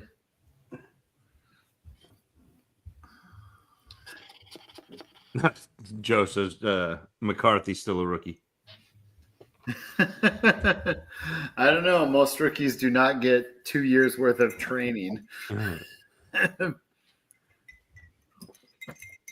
That's the Blake Griffin, like, I'm still a rookie, my second. That's the Chet Holmgren. Chet Holmgren I get a little bit more, but Blake Griffin, you know, when he only played like 15 games or whatever, and they're like, he gets to be a rookie. No, that was also an I don't care pick. The JJ. I was looking at other guys, but we had like 4 quarterbacks in a row right before that, my corner, and I'm like, and it's all Minnesotans in the Minnesota Aurora division, and I'm like, I'm just gonna take JJ because I don't think 24 picks are gonna happen. Oh, he could be so much fun too, though. Like that really that offense is. I mean, it made Darnold pretty good. So Kevin O'Connell as either OC or head coach, which he's the OC. When he's gotten a full season out of the quarterback, they've been top 12 every year, from Stafford to Cousins to Darnold, every single year. Again, there's a thunderstorm by here, and it was loud and long, and like I think my windows were shaking, so that's why like my eyes like opened. Frank thought I saw a ghost, but no, I thought that my windows might pop out. At least you're in the basement. It's a good place to be if you're. You know. I mean, we have full size windows in the basement, like yeah. So it's not a walkout, but it's not a walkout. Like if the person, like we're not the first owners of the house, but they could have made it a walkout if they wanted to pay extra money for it. Yeah. So we have full size windows. So yeah, so it's not really the safe haven it should be. It's a nightlight basement. I've lived in a house with a ghost. I've talked about it on the Bull Rush. The red balloon. Yes. Oh. No, Cincinnati's had 1,500 players drafted. Yeah, I will say my memories of that house and the basement and the ghost, and in my dreams the ghost, and 10 years later the kid that lived there describing the exact same ghost in the exact same place and the exact same hauntings. I'm like as in not knowing each other and not knowing anything. That's still freak. Like I got chills. It still freaks me out that I had never told anyone, and yet the new kid that lived in that house described everything exactly to a T. That's it's freaky. Yeah, I mean, yeah. It's just unexplainable. I do love this app so much. It's so awesome that it's living at Fantasy Life too now, where like we could put it on our site, but it's a good partnership. It's got a good place to grow. Yes, absolutely. Plus, I love Matthew. I love Elliot. Yeah, they're okay.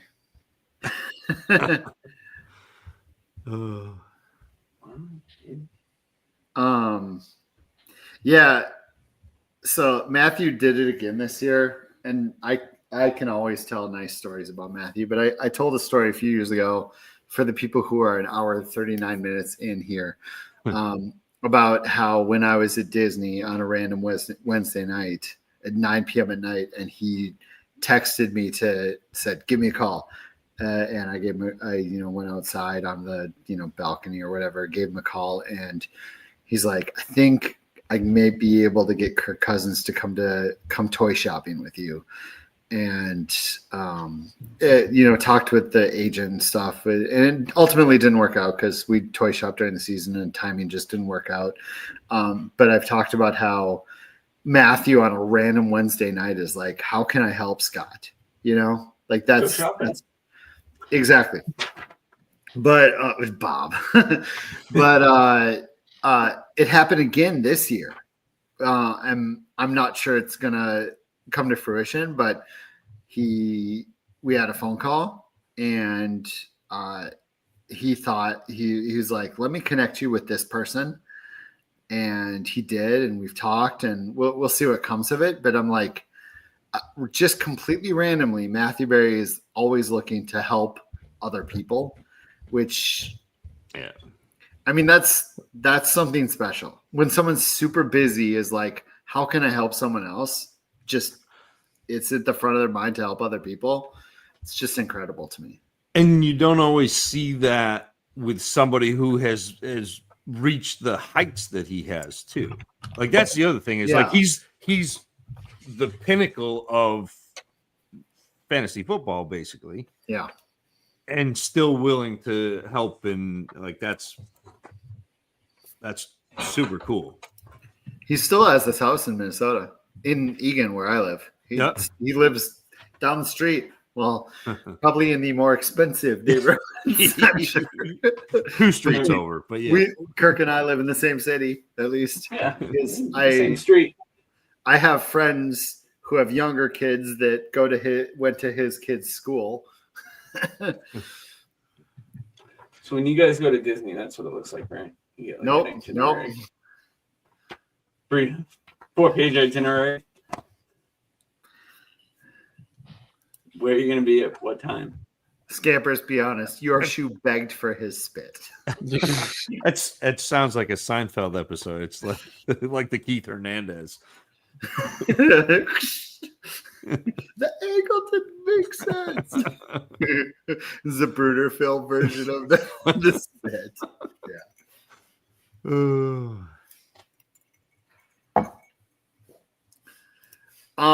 I hung out with Nate a lot in Chicago this last weekend. Probably hours, honestly. I don't know.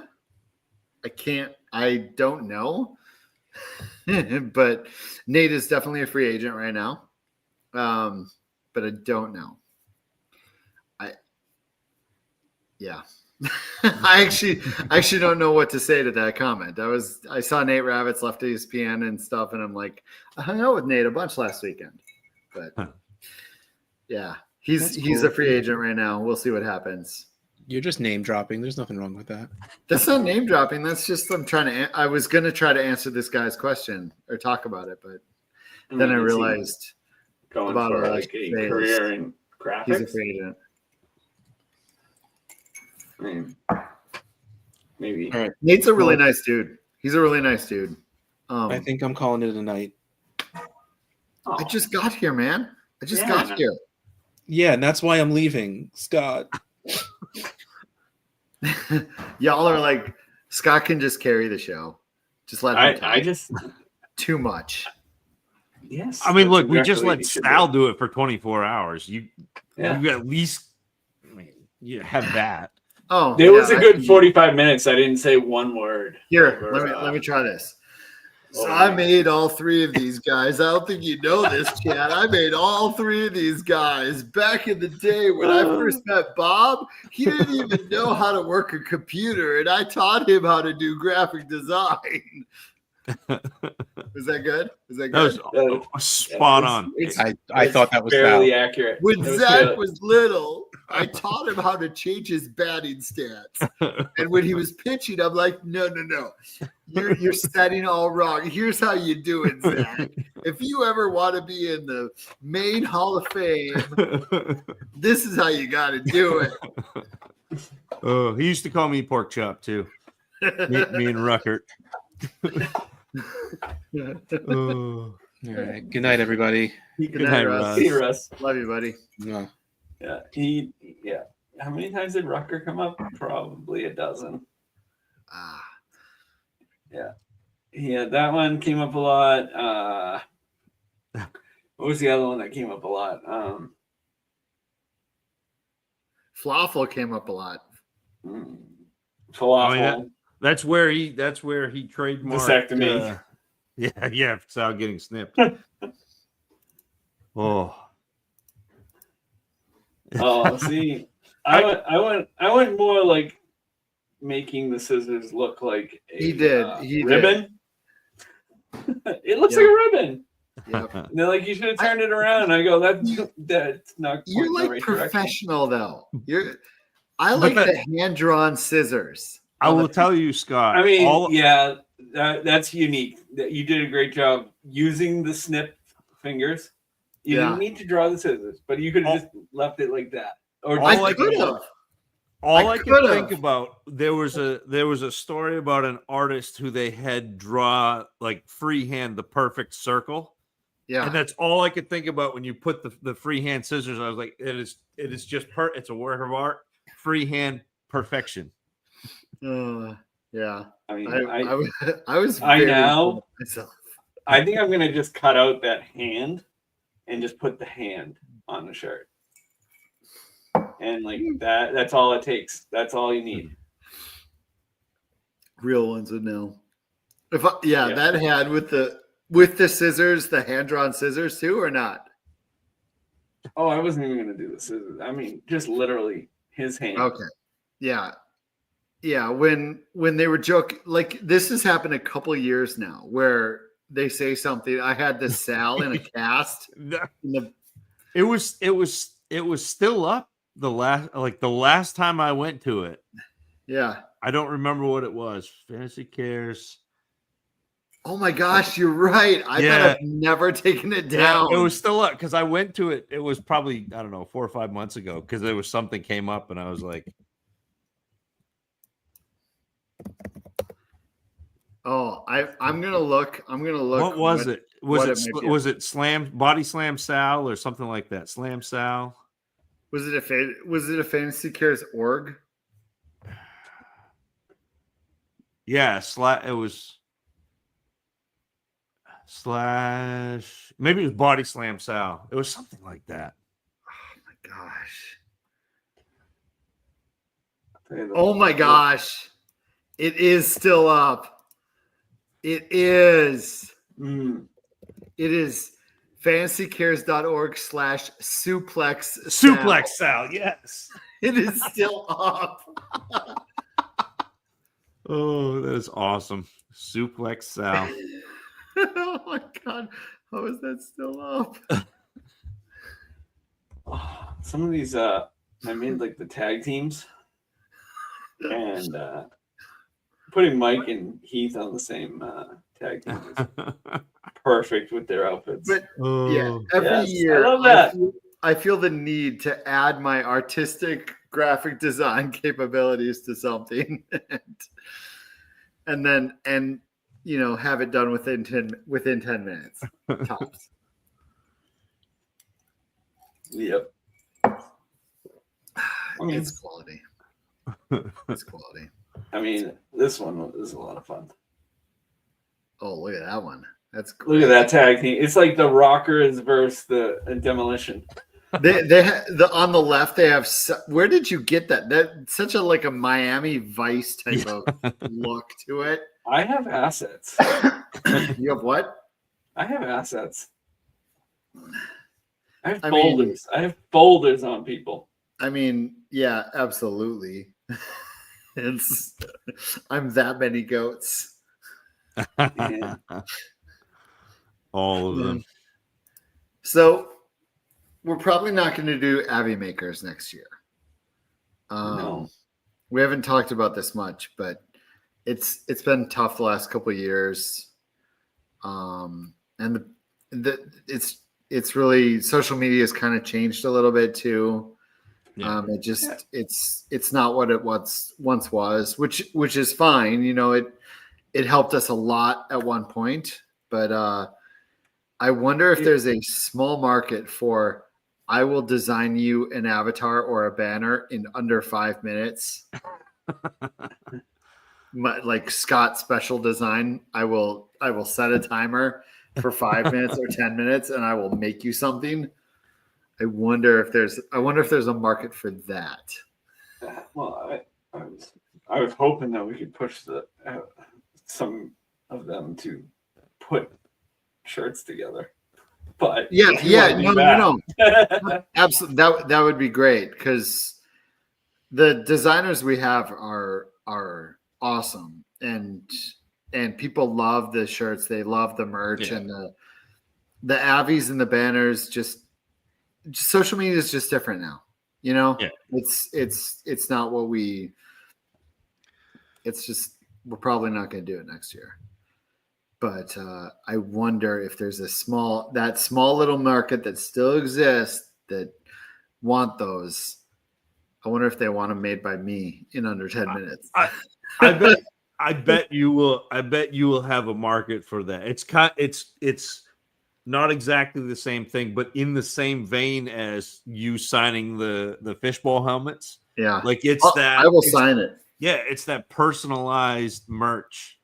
and then we'll put it on a coffee mug Yep, I will.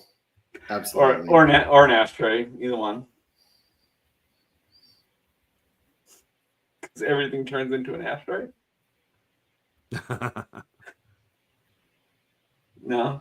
Not anymore. I mean, Oh yeah, no, they're change holders now, right? yeah. I'm gonna upload a See, like, imagine if I made your avatar. Look, I just drew an elephant. What do you think about that? If that's your avatar, Roll Tide. look at that. I made an elephant. I signed it. Who wants that for an avatar? That's pretty awesome. Is that a good avatar? That was fantastic. $5. $5 for that avatar. Honestly, I bet you put that on a T-shirt. That's like top five T-shirt sales. I think it should be a fish. Just saying.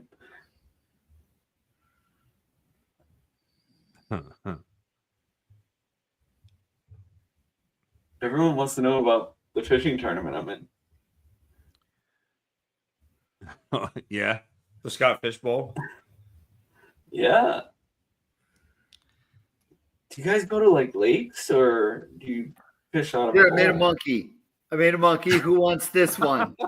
Who wants this hand-drawn stick monkey with my signature? Look, we're talking 1 minute designs here. 1 minute designs for your avatar. Bob is shaking his head. I want to know what the chat is thinking. What does the chat think about my stupid monkey and my stupid elephant I drew in 2 seconds? Oh.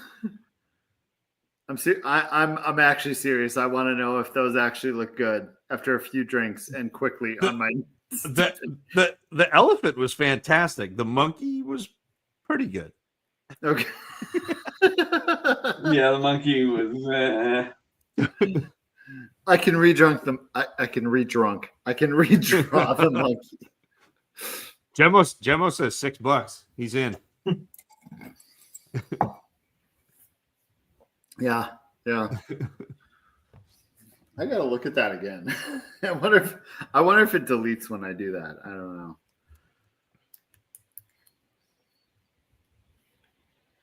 Yep, it's gone. Oh, Bye monkey. Bye elephant. I bet I could do it again though. Bye monkey. 25 for an alpaca. we got bids in the.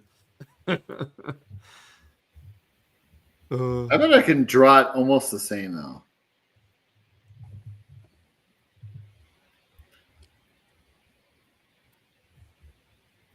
You probably could. I mean, you're talented like that. See, I drew it again. Yes. It's different. It's different, but I just drew it again. So what you do is you do like a series of like 10 of them, and they're numbered. So if you get if you get the number 1, you're in. I think there's a real art to the hand-drawn radistic. Here's the weird thing. I can't tell if you two and the chat are being serious.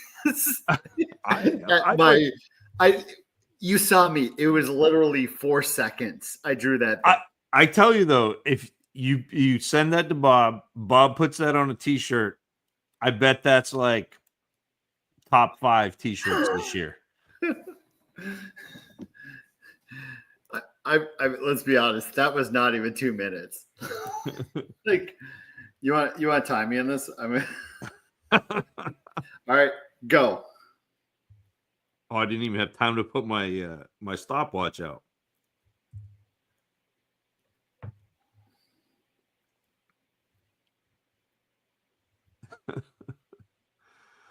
Oh, I screwed up. Maybe I can't. I was trying to race myself. There was no skill in it. It took you 14.66 seconds to screw up. All right, now let's try. I'm not even gonna care about time. Oh shit! I didn't. I don't have my thing. See, now I'm under pressure. Now I'm under pressure. Yeah. It doesn't work like that. All right, I just pull it out. I'm like.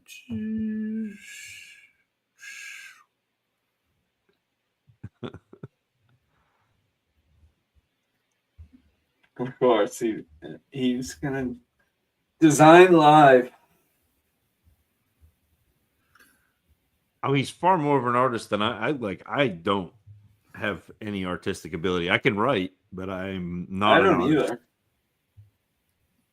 That one's worse. That one's worse. But that 24 and a half seconds, Scott. Yeah, we're talking. I can snap these things out. Yeah, you probably could.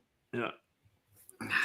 If you did the llama, we got the $25 for an alpaca. If you did the alpaca, that's like $60 a second. I mean, $60 a minute. That's not bad.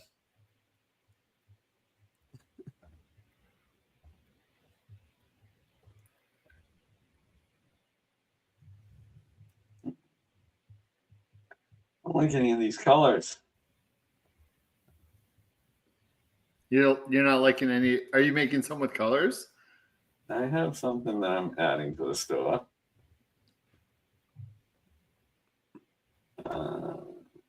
I feel like it's perfect because Russ isn't here and it might distract him.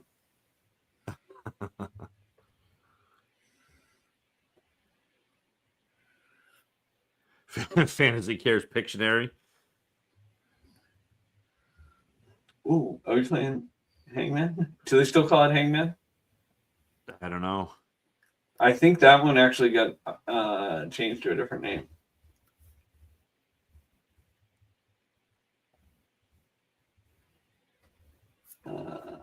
Ooh, that sounds fun. Zach, when I went to Chicago last weekend, I went to Wrigley. Oh, nice. How was that? It was awesome. I'd never been to Wrigley before. I actually stayed in Chicago about 6 blocks from Wrigley at one point with my cousin for like a week and a half or whatever. And I never went to Wrigley. Saw the outside, but I didn't go in. Yeah. Went to Wrigley. It was awesome. I've told this story. I told this story the other night on here, but do you know who Gab Gowdy is? Yeah. Oh, yeah. Yeah. So I go into Wrigley, and within the first 15 seconds, I see Gab Gowdy, who's from Cleveland. She's from Minnesota. It's a Guardians game, though. It's Guardians Cubs. But I saw her, and I'm like, Gab! And like we connected, talked, hugged, said a few things, and then we, went our separate ways. But the odds on that are absolutely insane. Wild. That giant stadium of people, and boom. Yeah. That's have you not seen Mel? Because I did draw scissors. Oh no, I know Mel has seen that. I'm arguably one of the worst drawers. I draw like a 7-year-old, but I think that adds charm to it. It's endearing. Yeah, I was just say it's endearing. It's got There's kind of a charm to the 7-year-old drawing and the Photoshop level or the MS Paint level artistry I have. It reminds me of now, of course, his name has escaped me. There's a writer who does illustrations in his book that are similar to that. I'll come up with it. I Okay. will. He's a Midwest guy. He's passed away now. He's one of my favorite writers, and I had it, and then he's gone. Huh. Yeah, I don't know. Ooh. We have the Minnesota Live event this weekend, which is going to be fun. We have changed our venue every year for Minnesota, which I had always kind of hoped to like find an awesome place and just keep going back, like make it easy. But there's something like every venue we've gone to has been a place I'd never been before we made it the venue, which is kind of fun. I'm finding new locations. Yeah. Our venue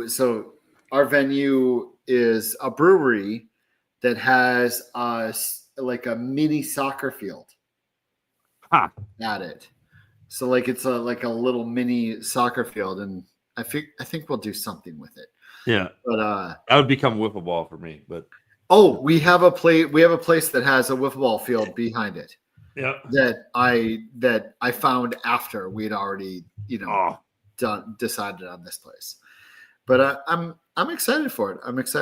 It should be fun. I enjoy that we got a fun place. I have an idea for a place next year. A couple, like 3 or 4 of them. There's an interesting one in that I'm potentially working with the Vikings on. Oh, that would be cool for Minnesota.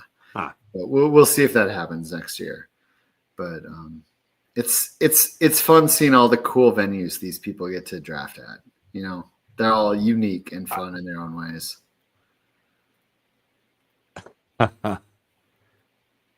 Nice. I mean, it's not a Scott original, but I mean, no. I felt like some people might like it. I mean, it's Gryffindor colors. That's not me. Sorry, Bob. Well, I did do a couple colors, but I have to change the logo color to get the other house. Yeah. Yep. So I will get those because all that's just changing the color. But I did that, and I put it on a gray as well, like a heather gray. But you needed to have that done in time for me to get it for Orlando. Yeah. Well, you needed to put some more pressure on me. This is we try to avoid this when we can. It's just some places we can't. There either isn't space to put up easels, or a wall. They don't allow stuff on the wall or whatever. We try to avoid it mostly, honestly. Putting the sleeper draft board onto the TVs is, that is like an absolute backup option. At least we have it as a backup option, but when we're doing our live events, we want that old school, really truly live feel where you are throwing a sticker on a board, And a pro tip is you throw it on a piece of cardboard, regardless of where you're sticking it, because that gives you a nice sturdy base on the back of that poster board. Yep. Sal is still to my left. I'm going to close this out.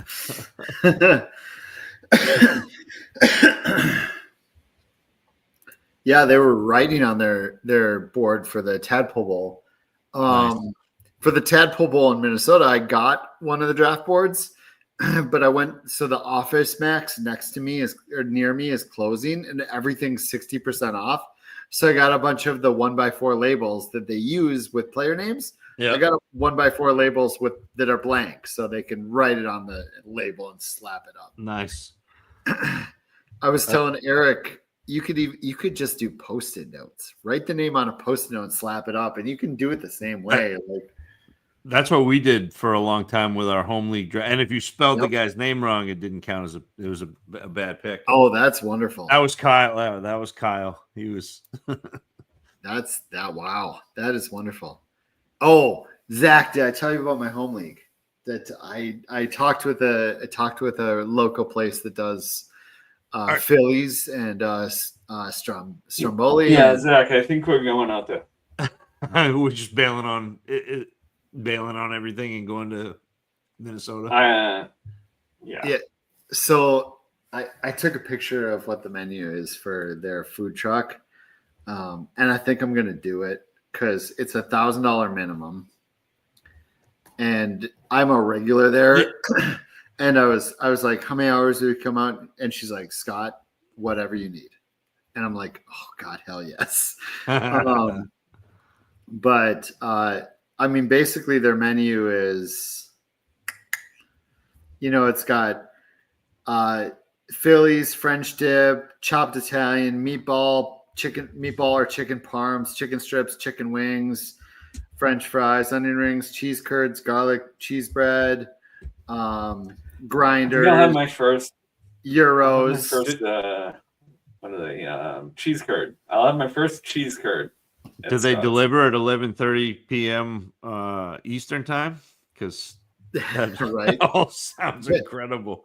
Here's my idea, and like we probably have enough in the league slush fund and our home league. I probably told this before is that we have the home league draft and then people like chip in money for the next year, you know, like we get enough to pay for whatever. And then the next year we're like, we're about the event. Like who wins the league? It's great and all, it's important, but it's really about our draft at this point after 33 years. But we already have the mobile pub ordered, but at that $1,000 minimum and her willing to come out for whatever hours, I'm half thinking about my kids have their home league. Ian has his home league draft. This year he's inviting 12 kids. They're going to do the sleepover in tents again, but he's got 11 friends coming over. It's a 12-team league. I have my league. I'm having them bring their spouses. Like Charch is bringing his spouse. Joe Bryant is probably going to come and bring his wife. And like, probably it sounded like I have other friends coming. And if I also tell my neighbors, if I tell Ian's friends, kids, parents, I mean, I don't know how close we'll get, but we'll get close enough that the extra will cover it, you know? Yeah. That sounds awesome. How many home leagues have a mobile pub and a food truck? Oh, that's awesome. Yeah. You are both welcome. I thought the breakthrough gala was the same weekend. I was going to be like slam dunk, but it's the first weekend of October. Too, like the Minnesota State Fair is going on that weekend too. Like, so you can come out, you can go check out the State Fair and all the fried foods on sticks and stuff. And then my draft the next day. And I will likely be, live at the State Fair the day before. So you can come out, watch that. You can. I told you it came up like when I was out at my in-laws. We were talking about bucket lists and I said my father-in-law was talking about the Iowa State Fair. I said I want to do the Iowa State Fair at some point, and I want to do the Minnesota State Fair at some point. Oh, you got to do the Minnesota. Yeah, if you've never done Minnesota State Fair, Jesus, you got to. Yeah, it's very crowded. Yeah, that's all right though. That just means it's good. It's they call it the Great Minnesota Sweat Together sometimes. It is usually hot and a ridiculous amount of people. Like it's pretty awesome now. But yeah, I just thought I'd let you know that if you want to come out for a ridiculous ridiculous home league draft, that I don't know how it's turned into this. So my league's a keeper league, and I offered the 102 and Amon-Ra St. Brown for the 101. That's wild. Like it is a wild overpay, and I still don't know that he's going to take it. Like I love Genty, but man, that's a lot. It's ridiculous. It is absolutely a ridiculous offer. Yeah. and I don't know if he's going to take it because I don't know how. Like me with Genty. Like, yeah. If we were in the league together, Scott, I would take it, and I would be happy with Judkins and St. Brown. Like that would be okay. Absolutely. That's the question. How much does he like what he's going to get at number 2? Right. Because he's getting. But the thing is, it's keeper league, so now Amon-Ra becomes a keeper for him. Right. And I've had I drafted Amon-Ra. I loved Amon-Ra coming out. I was a big Amon-Ra guy. Like I was in on him from day one. Yeah. So I've had him since day one. So like I feel like, I do this. I do this often. I had LT from his rookie year, and I traded him for Adrian Peterson plus stuff right before Peterson. Yep. Like I will do this from time to time. We got more weapons. We're losing Ben Johnson. I've gotten my Amon-Ra fix. I still love Amon-Ra, but you know what? I'm ready. Yeah. I'm ready. I'm ready to, switch it up. So if I'd never had Amon-Ra, I'd probably feel if this was like year 1 with him, but no, I've had him. I don't know. But I don't know if he's going to take it. Yeah. And what I don't tell him, I hope he's not watching, is I got an offer on the side. Someone offered me their Jackson Smith and Jigba for one of my fourths. I have 3 fourths. Holy so cow. I'm like, if I, long play here. Yeah. If I'm trading the 102 and a first and a fourth for Genty and Jackson Smith. A first, fourth, and Amon-Ra. St. Brown. Yeah. For Genty and Jigba. Yeah. I'm not hurting as much as it feels like I might be. No. Yeah. Ha. Yeah. I don't know. Yeah. I mean, like St. Brown, you probably have to value-wise, like, and again, I don't know your league, but like you probably have to put a little bit with St. Brown to get Genty, like with the current like. Yeah. So my league, you only have to start 2 wide receivers. Yeah. Oh, so that devalues a little bit. So that devalues them. Yeah. It makes running back, and in my league also you keep 4, but one of them the 4th keeper has to be 3 years or younger. So St. Brown's out of that now. Right. Genty will be in that for a few years. Right. Huh. So I get 2 years of Genty in that spot. Yep. Should I be concerned that I haven't got the Boston Live draft boards yet? No, you shouldn't. Okay. They're reprinting them and sending. The other thing with now I lost my train of thought. Sorry. I'm good at that. Our league has been 10 teams for 25 years or more. About 25 of the years. And since Joe Bryant came last year, likely coming this year, we've been talking about adding Joe Bryant and Ian to the league. Not in that order, though. I mean, I don't know. But we've talked about turning it into a 12-team league. Nice. Yeah. Which changes things a bit. I don't know what's going on in the chat right now. I can't tell. Minnesota State Fair foods that you need to have are the Gizmo. Gizmo, wild rice cheeseburger, chicken and a waffle. So what's a Gizmo? I don't know that I've had a Gizmo. I'm not even sure what a Gizmo is, Ben. Have I not had a Gizmo there? I've had the other two. You know what? Oh my gosh, they got so much good food at the State Fair. What sucks is when you get older, you can't eat as much. How much older? Because I'm 44 and I can still eat. I'm 45. That's right where it turns. Okay. Right where it turns. But like the Minnesota State Fair, they're just so many you must eats. Yes. It's not a thingamajiggy. I'm pretty sure it's a mogwai. It's If a I remember doohickey. correctly. I think it's a A doohickey. hoagie roll filled with Italian beef, red sauce, cheese, toasted to perfection. You're not going to hurt me with that. I'm in. Yeah. Yeah, No, it's mediocre. there's mediocre, but an absolute ridiculous amount of good food at the state fair. That's the only problem is I can't keep eating all day long, and there's just too much good food.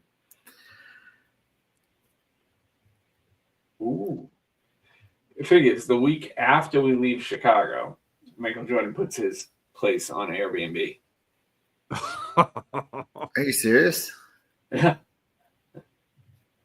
Run back to Chicago live. Run it back, everyone. I'm That's wild. I think that's worth a peek. I mean, what's the total like? Oh, $25,000 deposit. If we were gonna commute from Chicago to Canton for the expo, what's that look? No. It's not bad. I mean, there is 7-acre good news. property. Looks like my fantasy football training camp has moved, so I will be there Thursday through Monday for the expo this year. Nice. Which is it's nice. I won't have to rush back. And it magically worked out where Joey Wright is renting a car, and our flights are very similar.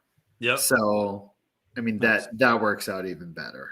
That I can just keep my flights, Joey keeps his, and we share a car. It'll be good. Wow.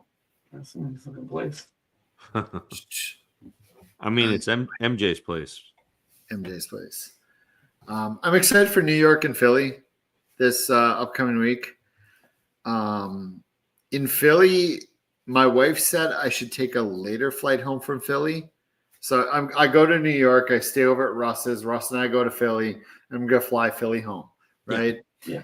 And I booked the earliest Philly flight home, right? And because I was talking to her about how just sitting eating breakfast on the Riverwalk in Chicago, just looking at the sights and going to Wrigley, and I'm like, if I'm in these cities, why am I leaving right in the morning, like right away, instead of spending the day and like enjoying a little bit of it? You know, Go see the jail and the Right. football stadium. You know. Yeah, It's usually yes. it's usually a guilt trip that sends me home a little earlier. Well, yeah, my wife is kind of the opposite. She's like, why aren't you seeing some stuff when you're there? You know? Yeah. And I told her tonight that my flight was like 7 a.m. or something out of there. And she's like, why not, why don't I go see some things in Philadelphia? And I was like, because I'll probably have my suitcases. And she's like, my roller bag and my backpack. And she's like, pack lighter.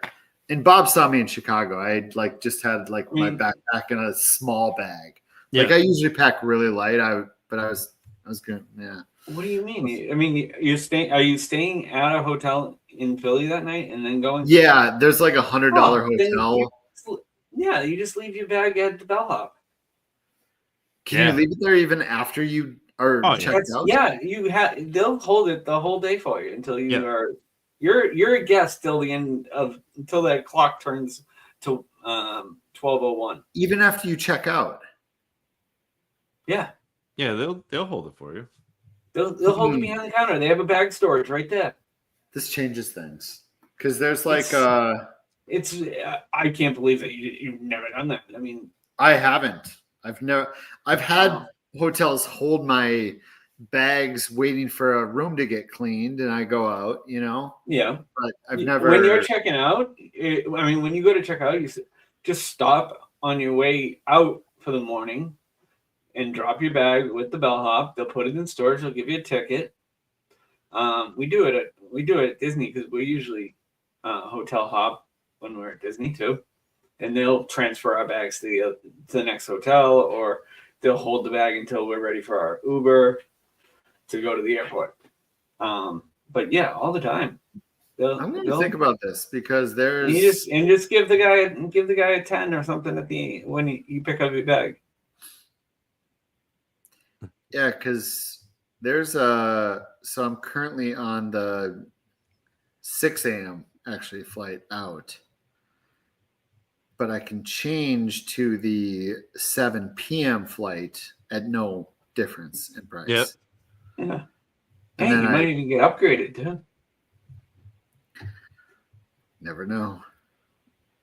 But yeah, it's literally can literally plus 0 on the thing. recreate going up the steps, do the Rocky,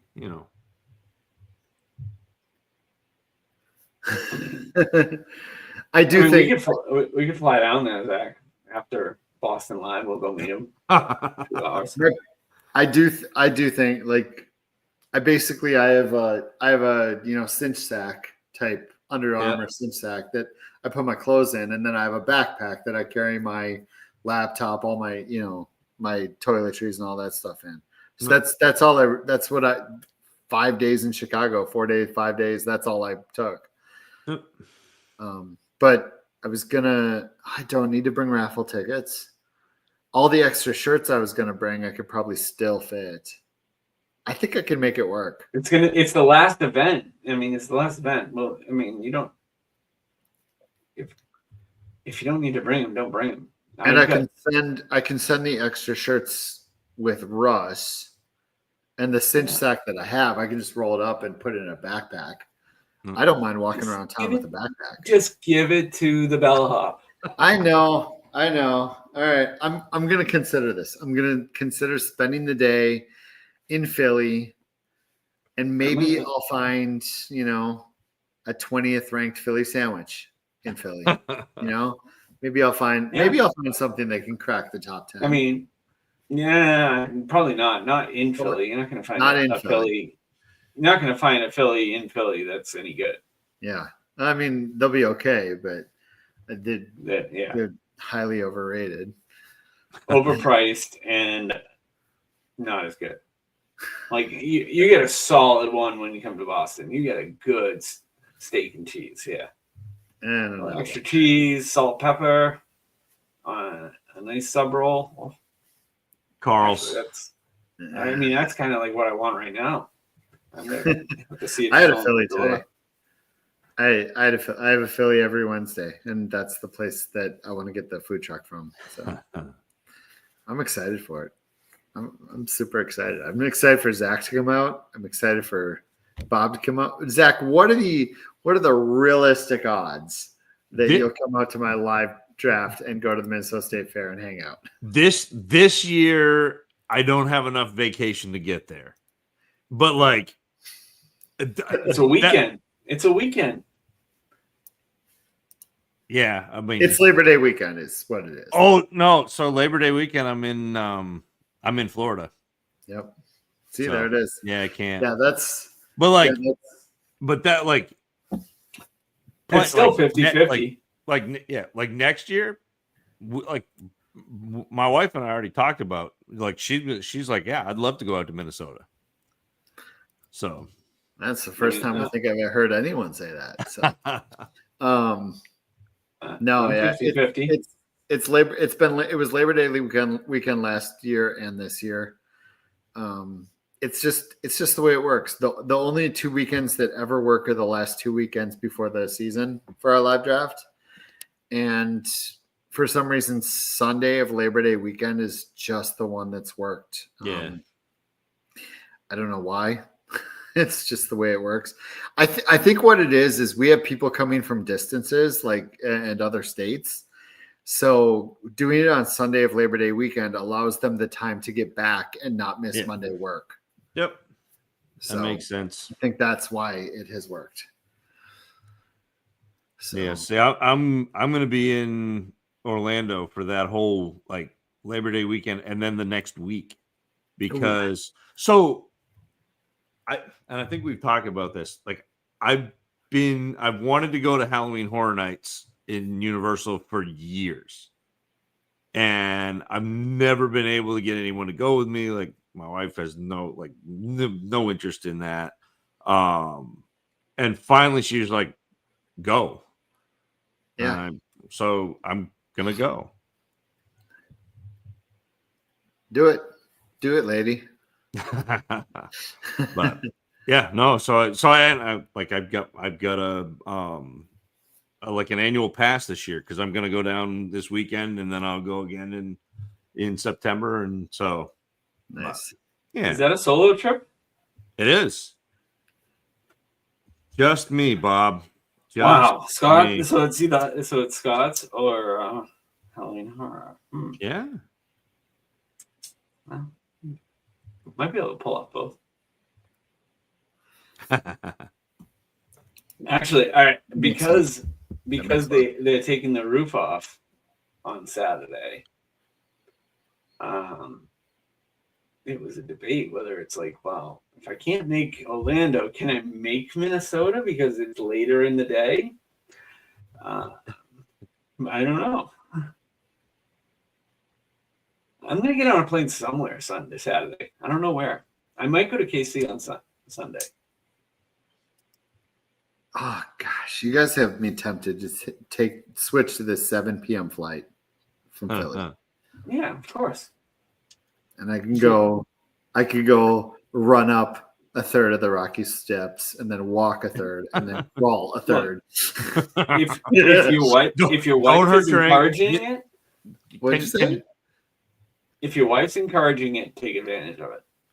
Oh no, that's Andrea. She's super supportive of all this stuff. Yeah. Not just like in general, we both are this way. We not just support, we're like, do it. Yeah. You know? Right. That's We what I say. Yeah. That's what I say all the time. It's like, just go. Amanda was gone for the last 4 days. And I'm like, just go. We're fine. Yeah. Can handle it.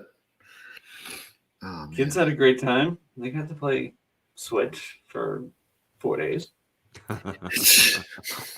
Callan, oh man, that's all the kid wants to do. They forgot what a fruit was over those. No, they actually no. Well, Emmy didn't. Oh, by the foot. Callan did. You know, you.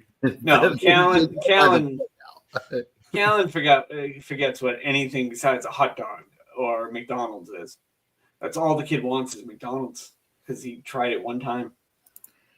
I saw this too, Bob. Milkshake. This is this something with the update? I noticed that too. That people have a 1, 2, and a 3 crown. Where's that? On YouTube. Oh, really? Yeah, we're on the StreamYard back end version, but on YouTube. Yeah, I've got the content channel up too. Here, I'll pull it up. This is interesting. Now I have to find this out. And they have like experience points and stuff, and like you can, I don't know how well you can see. Can you those purple things? See the purple next to names? Top fans. So it's a top fan. If you click on it, I know it shows top fans, and like Rabbit has 225 XP, and so does Reebok Joe. Scampers at 175. I don't see any of that. I don't know what it means, but I've it's been there for the last couple weeks when because I've missed a couple Wednesday shows, but I will tune in and I'm like, what is that stuff? And we have super chats now. I wonder if I clicked something on when I was playing around with it. I don't know, but I saw somebody do a couple of somebody's do super chats during the podathon. Really? This is very accurate. Thank you, Scott and team, for having me on SMP 15. I'm glad you're in it. Very cool. This is my first year, and I look forward to competing versus y'all. Good luck. I do terribly. Unless I don't set my lineup, then I do great. And he said, I watched y'all's podathon, and Sal was super impressive along with everyone. Super impressed with everyone else. I'm guessing what he means there is he was super impressed with everyone else except for Sal. I just assumed it was a typo. Yeah. We had a $100 super chat. Yes. Yeah. $100 one? Yeah. I was on when that happened. I'm glad you're in the league up to no good. I hope you have a fun time this year. It was from Kevin. Who says? I see it on mobile. I just showed my mobile. It's on my mobile. So I'm not Oh. sure why you can't see on mobile. I can't see it on my mobile, but Are you on mobile browser or the YouTube app? the YouTube app. So am I, and it's Oh. on my app. Yeah, So I don't know.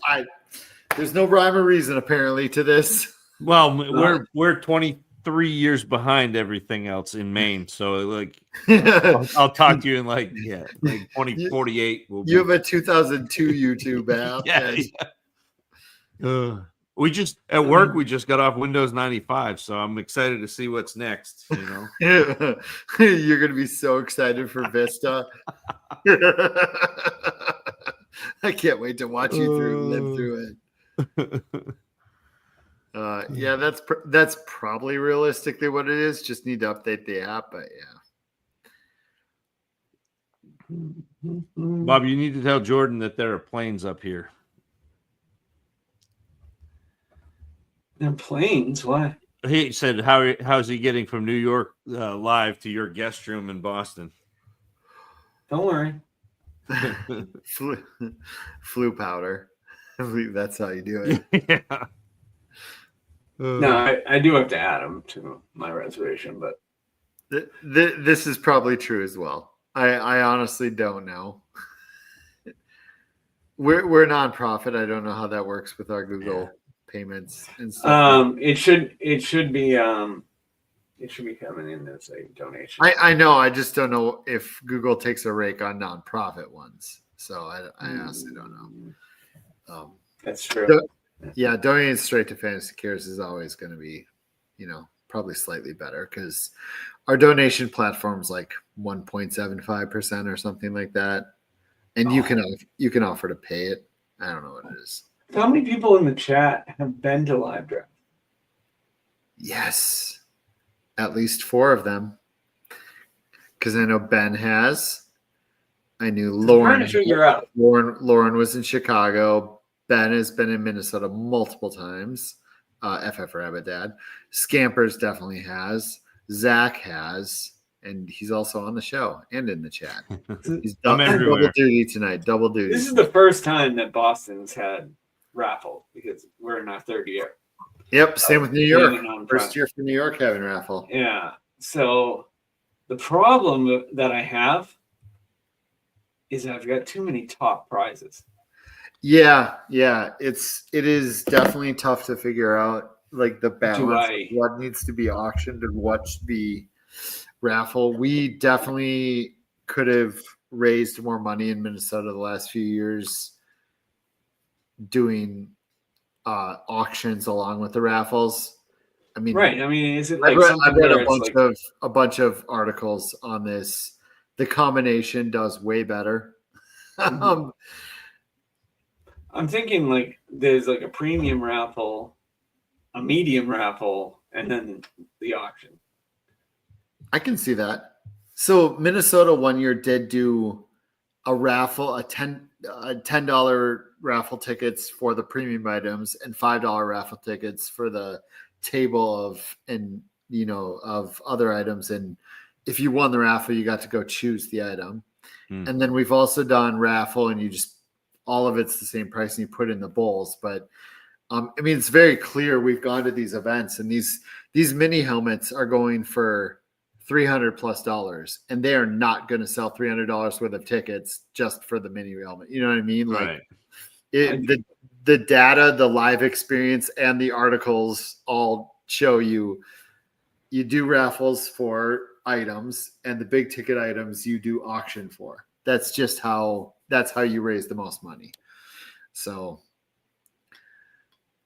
yeah, we'll figure it out. We'll find the delicate balance, and that way people can bid on and basically buy. They don't have to leave the big ticket item that they really, really want up to chance. Right. Yeah.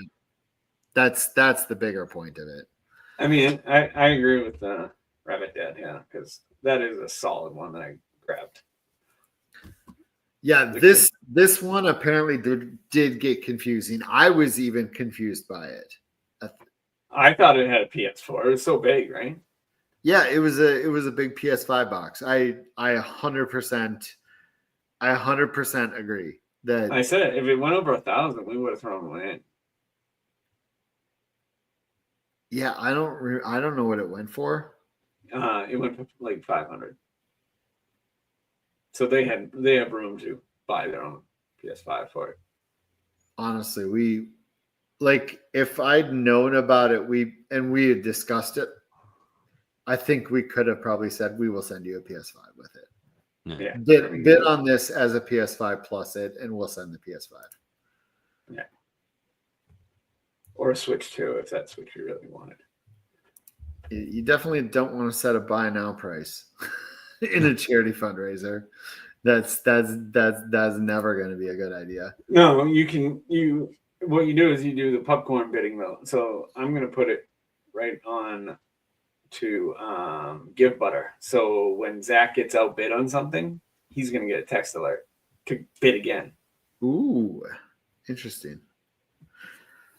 Every year we learn new stuff. We learn what's good, what is better for raising money, what's better for the people bidding or raffling, what's better for just the people attending. We learn new stuff every year. But so yeah. I've got two sets of Campers is right.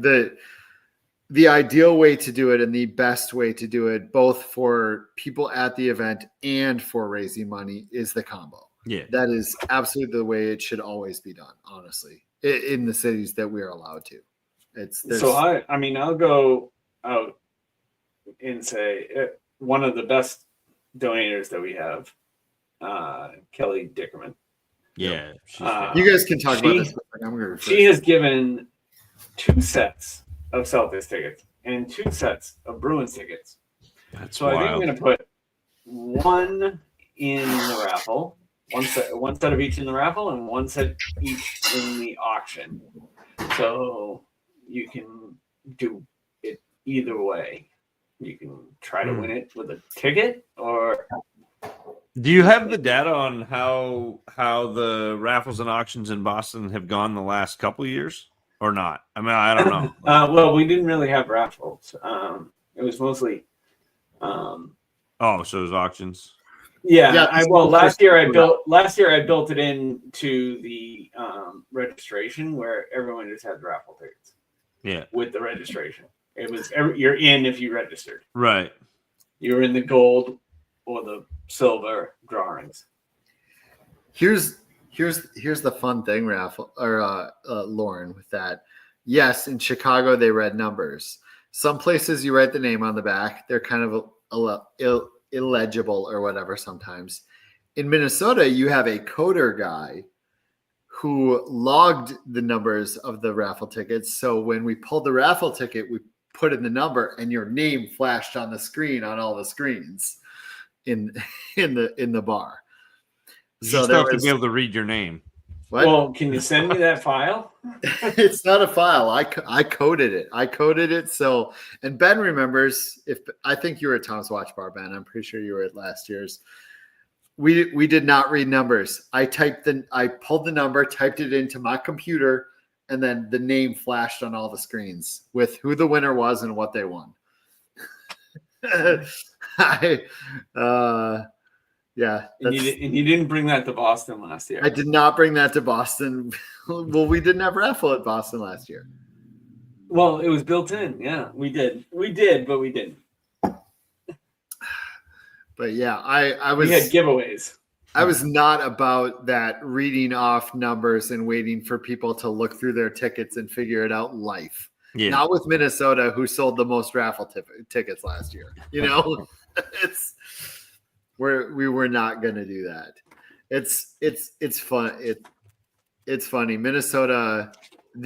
We'll see how it turns out, but this might be the 4th year in a row that Minnesota leads in donation per person for the live event per person. Okay. Bob froze. That's a challenge. It is a challenge. And Boston is after Minnesota, and you have raffle now. So yeah. But yeah, donation per person. Minnesota is a 3-year champ right now. They haven't raised the most every year, but per person they've raised the most. But you've had raffle this whole time. We have had raffle this whole time. We can now open a casino. Yep. Yeah, Boston can do a lot of stuff this year. And I have a venue. Ooh, good to hear. We got Bell Museum tickets again this year. I've never been. I've heard good things. I gotta pull up some. Oh, we're gonna have 50-yard line first row tickets to the Patriots as well. You son of a monkey. You're never gonna get that. First, No, it's gonna be tough to get Patriots tickets in Minnesota. yeah. We do have Vikings preseason tickets in our raffle, but Well, that's basically like a Patriots regular season game at this point. it's true. That is true. My Celtics boardroom and Yeah. second row Bruins.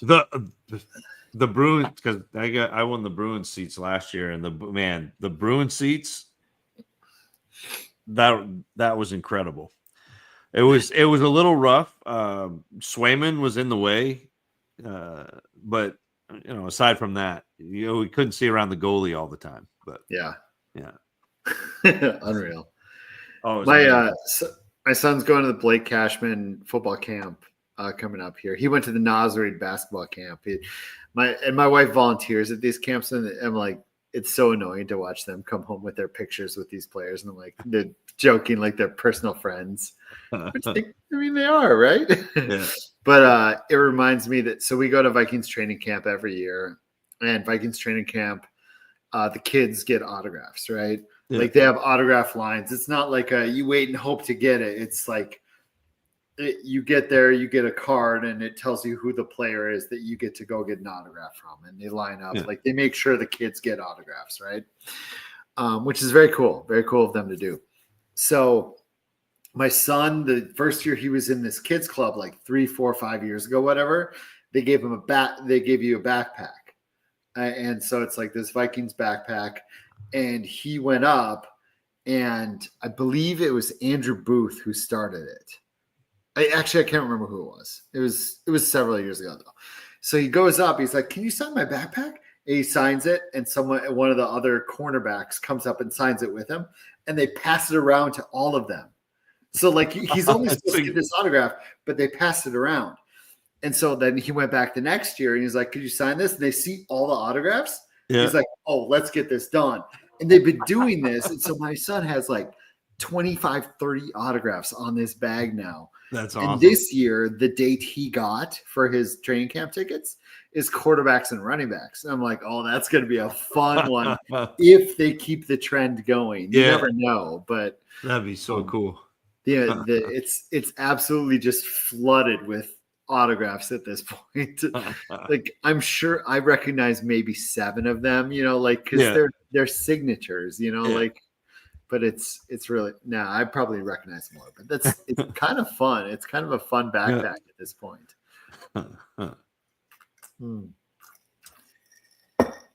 Yeah, I would be too if you have a loose sign autograph on your backpack. Oh, no, but yeah, actually, no, I remember who it was. It was I'm pretty sure it was Brian Asamoah that did it first. And then Andrew Booth did it the next year, I think is what it was. But cool. He's got almost every cornerback we've had in the last 3 years. That's for sure. But I want to make sure to get to Boston. We should make sure Boston is a date I can go each year. I feel like it's New York this year, right? New York and Boston collide. Yes. No, Philly. It's Philly and Boston. Philly. New York's the day before. Okay. Because I was planning on going to New York and Philly, but then I can't do New York, and then getting to Philly would be a pain, from Maine. For whatever 11 o'clock, I'd have to leave at like 3 a.m. But you can't do New York, or you can't do Philly. I can't do New York because I've got the Hall of Fame. Oh yeah, that's thing. right. That's right. So that's then because I'm not coming to New York, and then Russ is like driving to Philadelphia. It's like an 8-hour drive to Philly, so I'd have to leave here at 3 a.m. So yeah, that would basically be me waking up an hour early, and that's just No, I get it. I get it. But It must be kind of nice to be like in that New York, Boston, Philly, etc. area where you can just drive to a bunch of these. it's especially nice for the expo because I can go grab Russ and there we go. But Oh yeah, this is one of our top prizes this year. There we go. What do you got?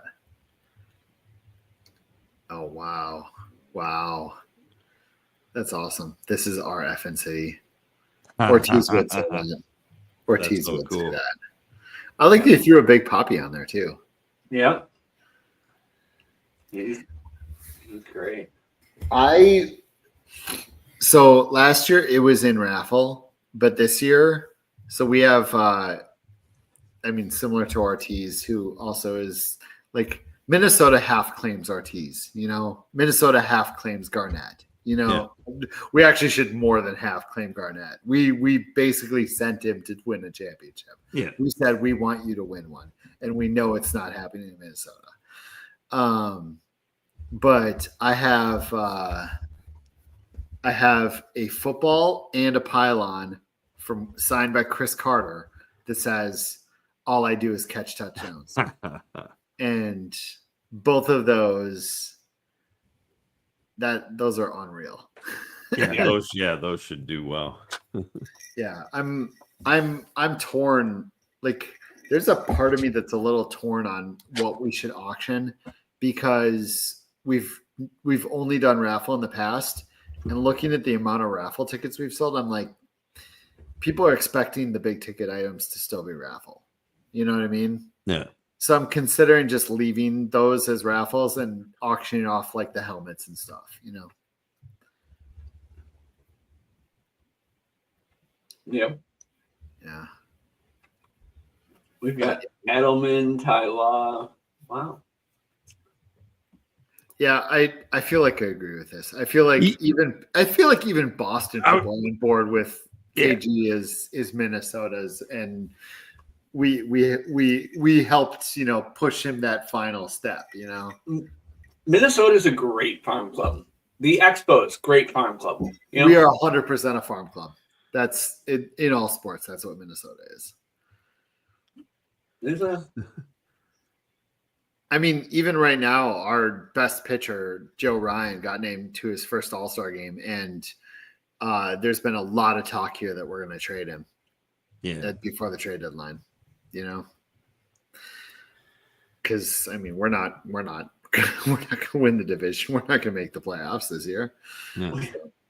We've got a donation for a $500 kids birthday party at the trampoline place called Launch. What do they consider kids? Under 50? I don't know. I don't see anything on that. It says there's nothing on there that says an age limit. One free MVP party.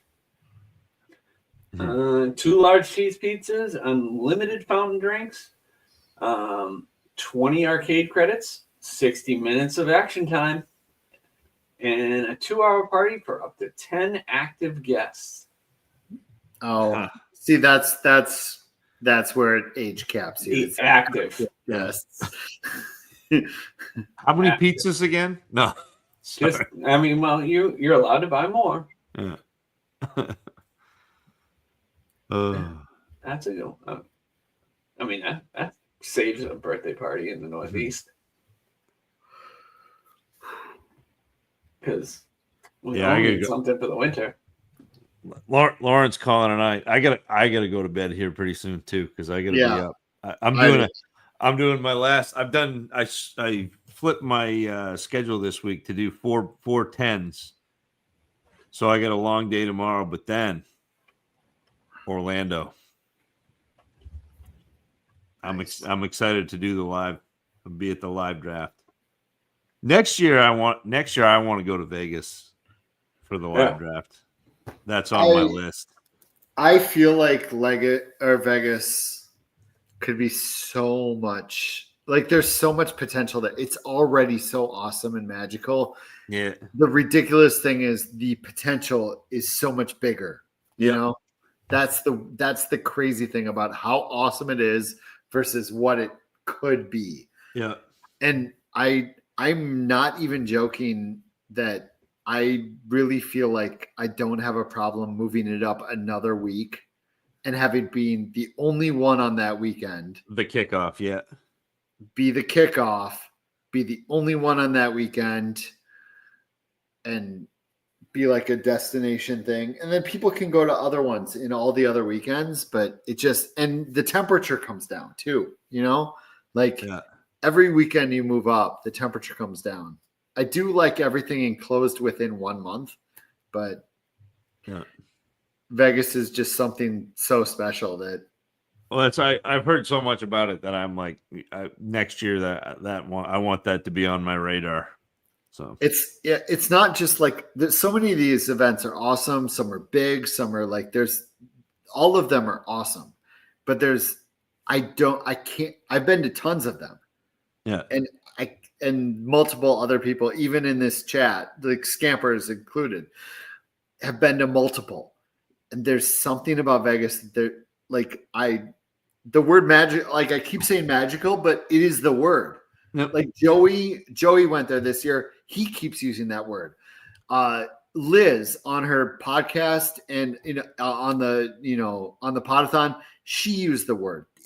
Magical is the word. There's something about it that is just. That wasn't about Idaho. It wasn't about No. No, There's now just something about it that is just so special.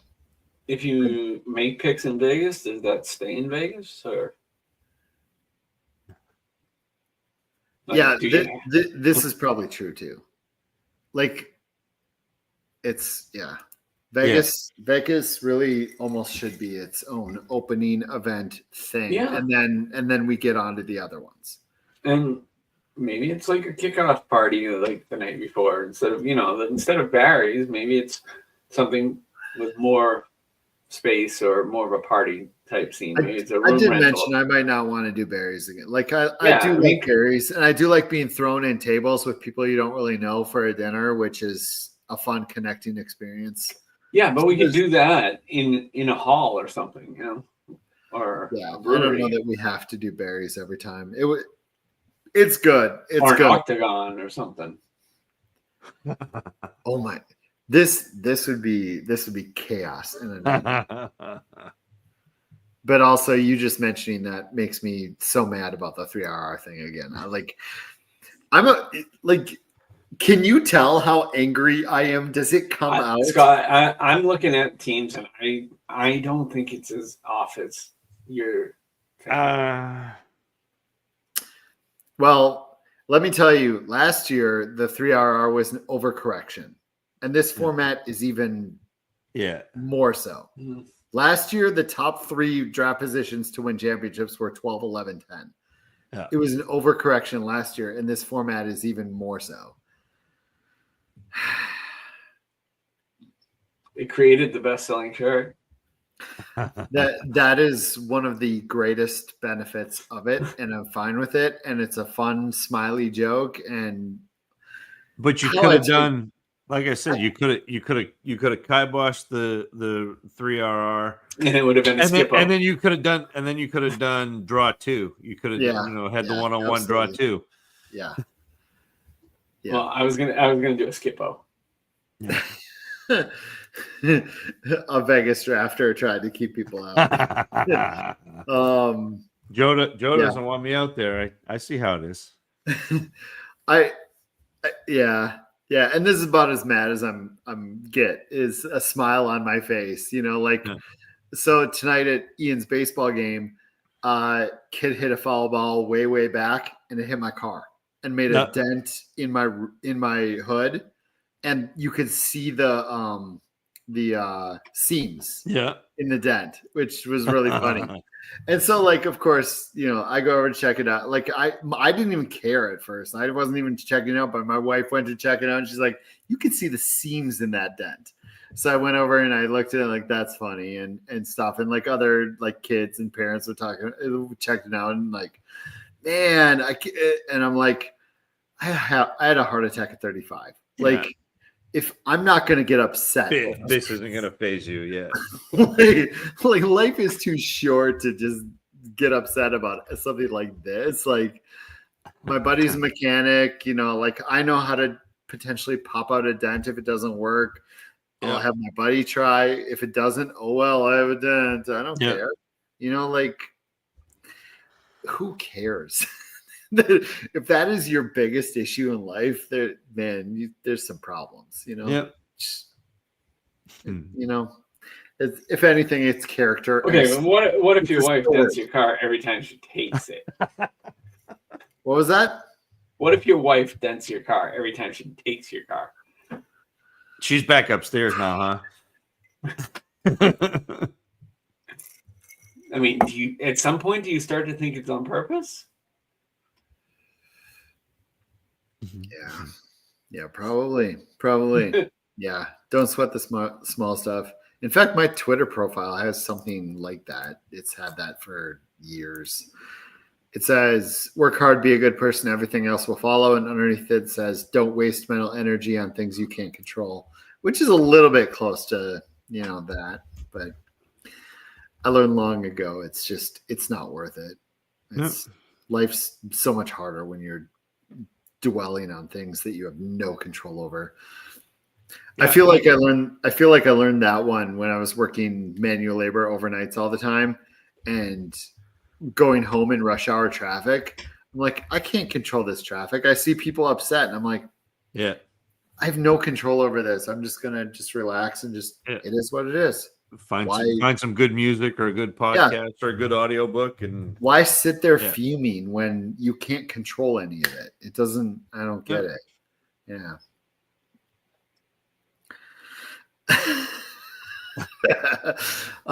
You said you were tired. I should probably go to bed too. I think I see we are nearing 3 hours on this show. We did. We're basically we did like a full hour and a half of just football.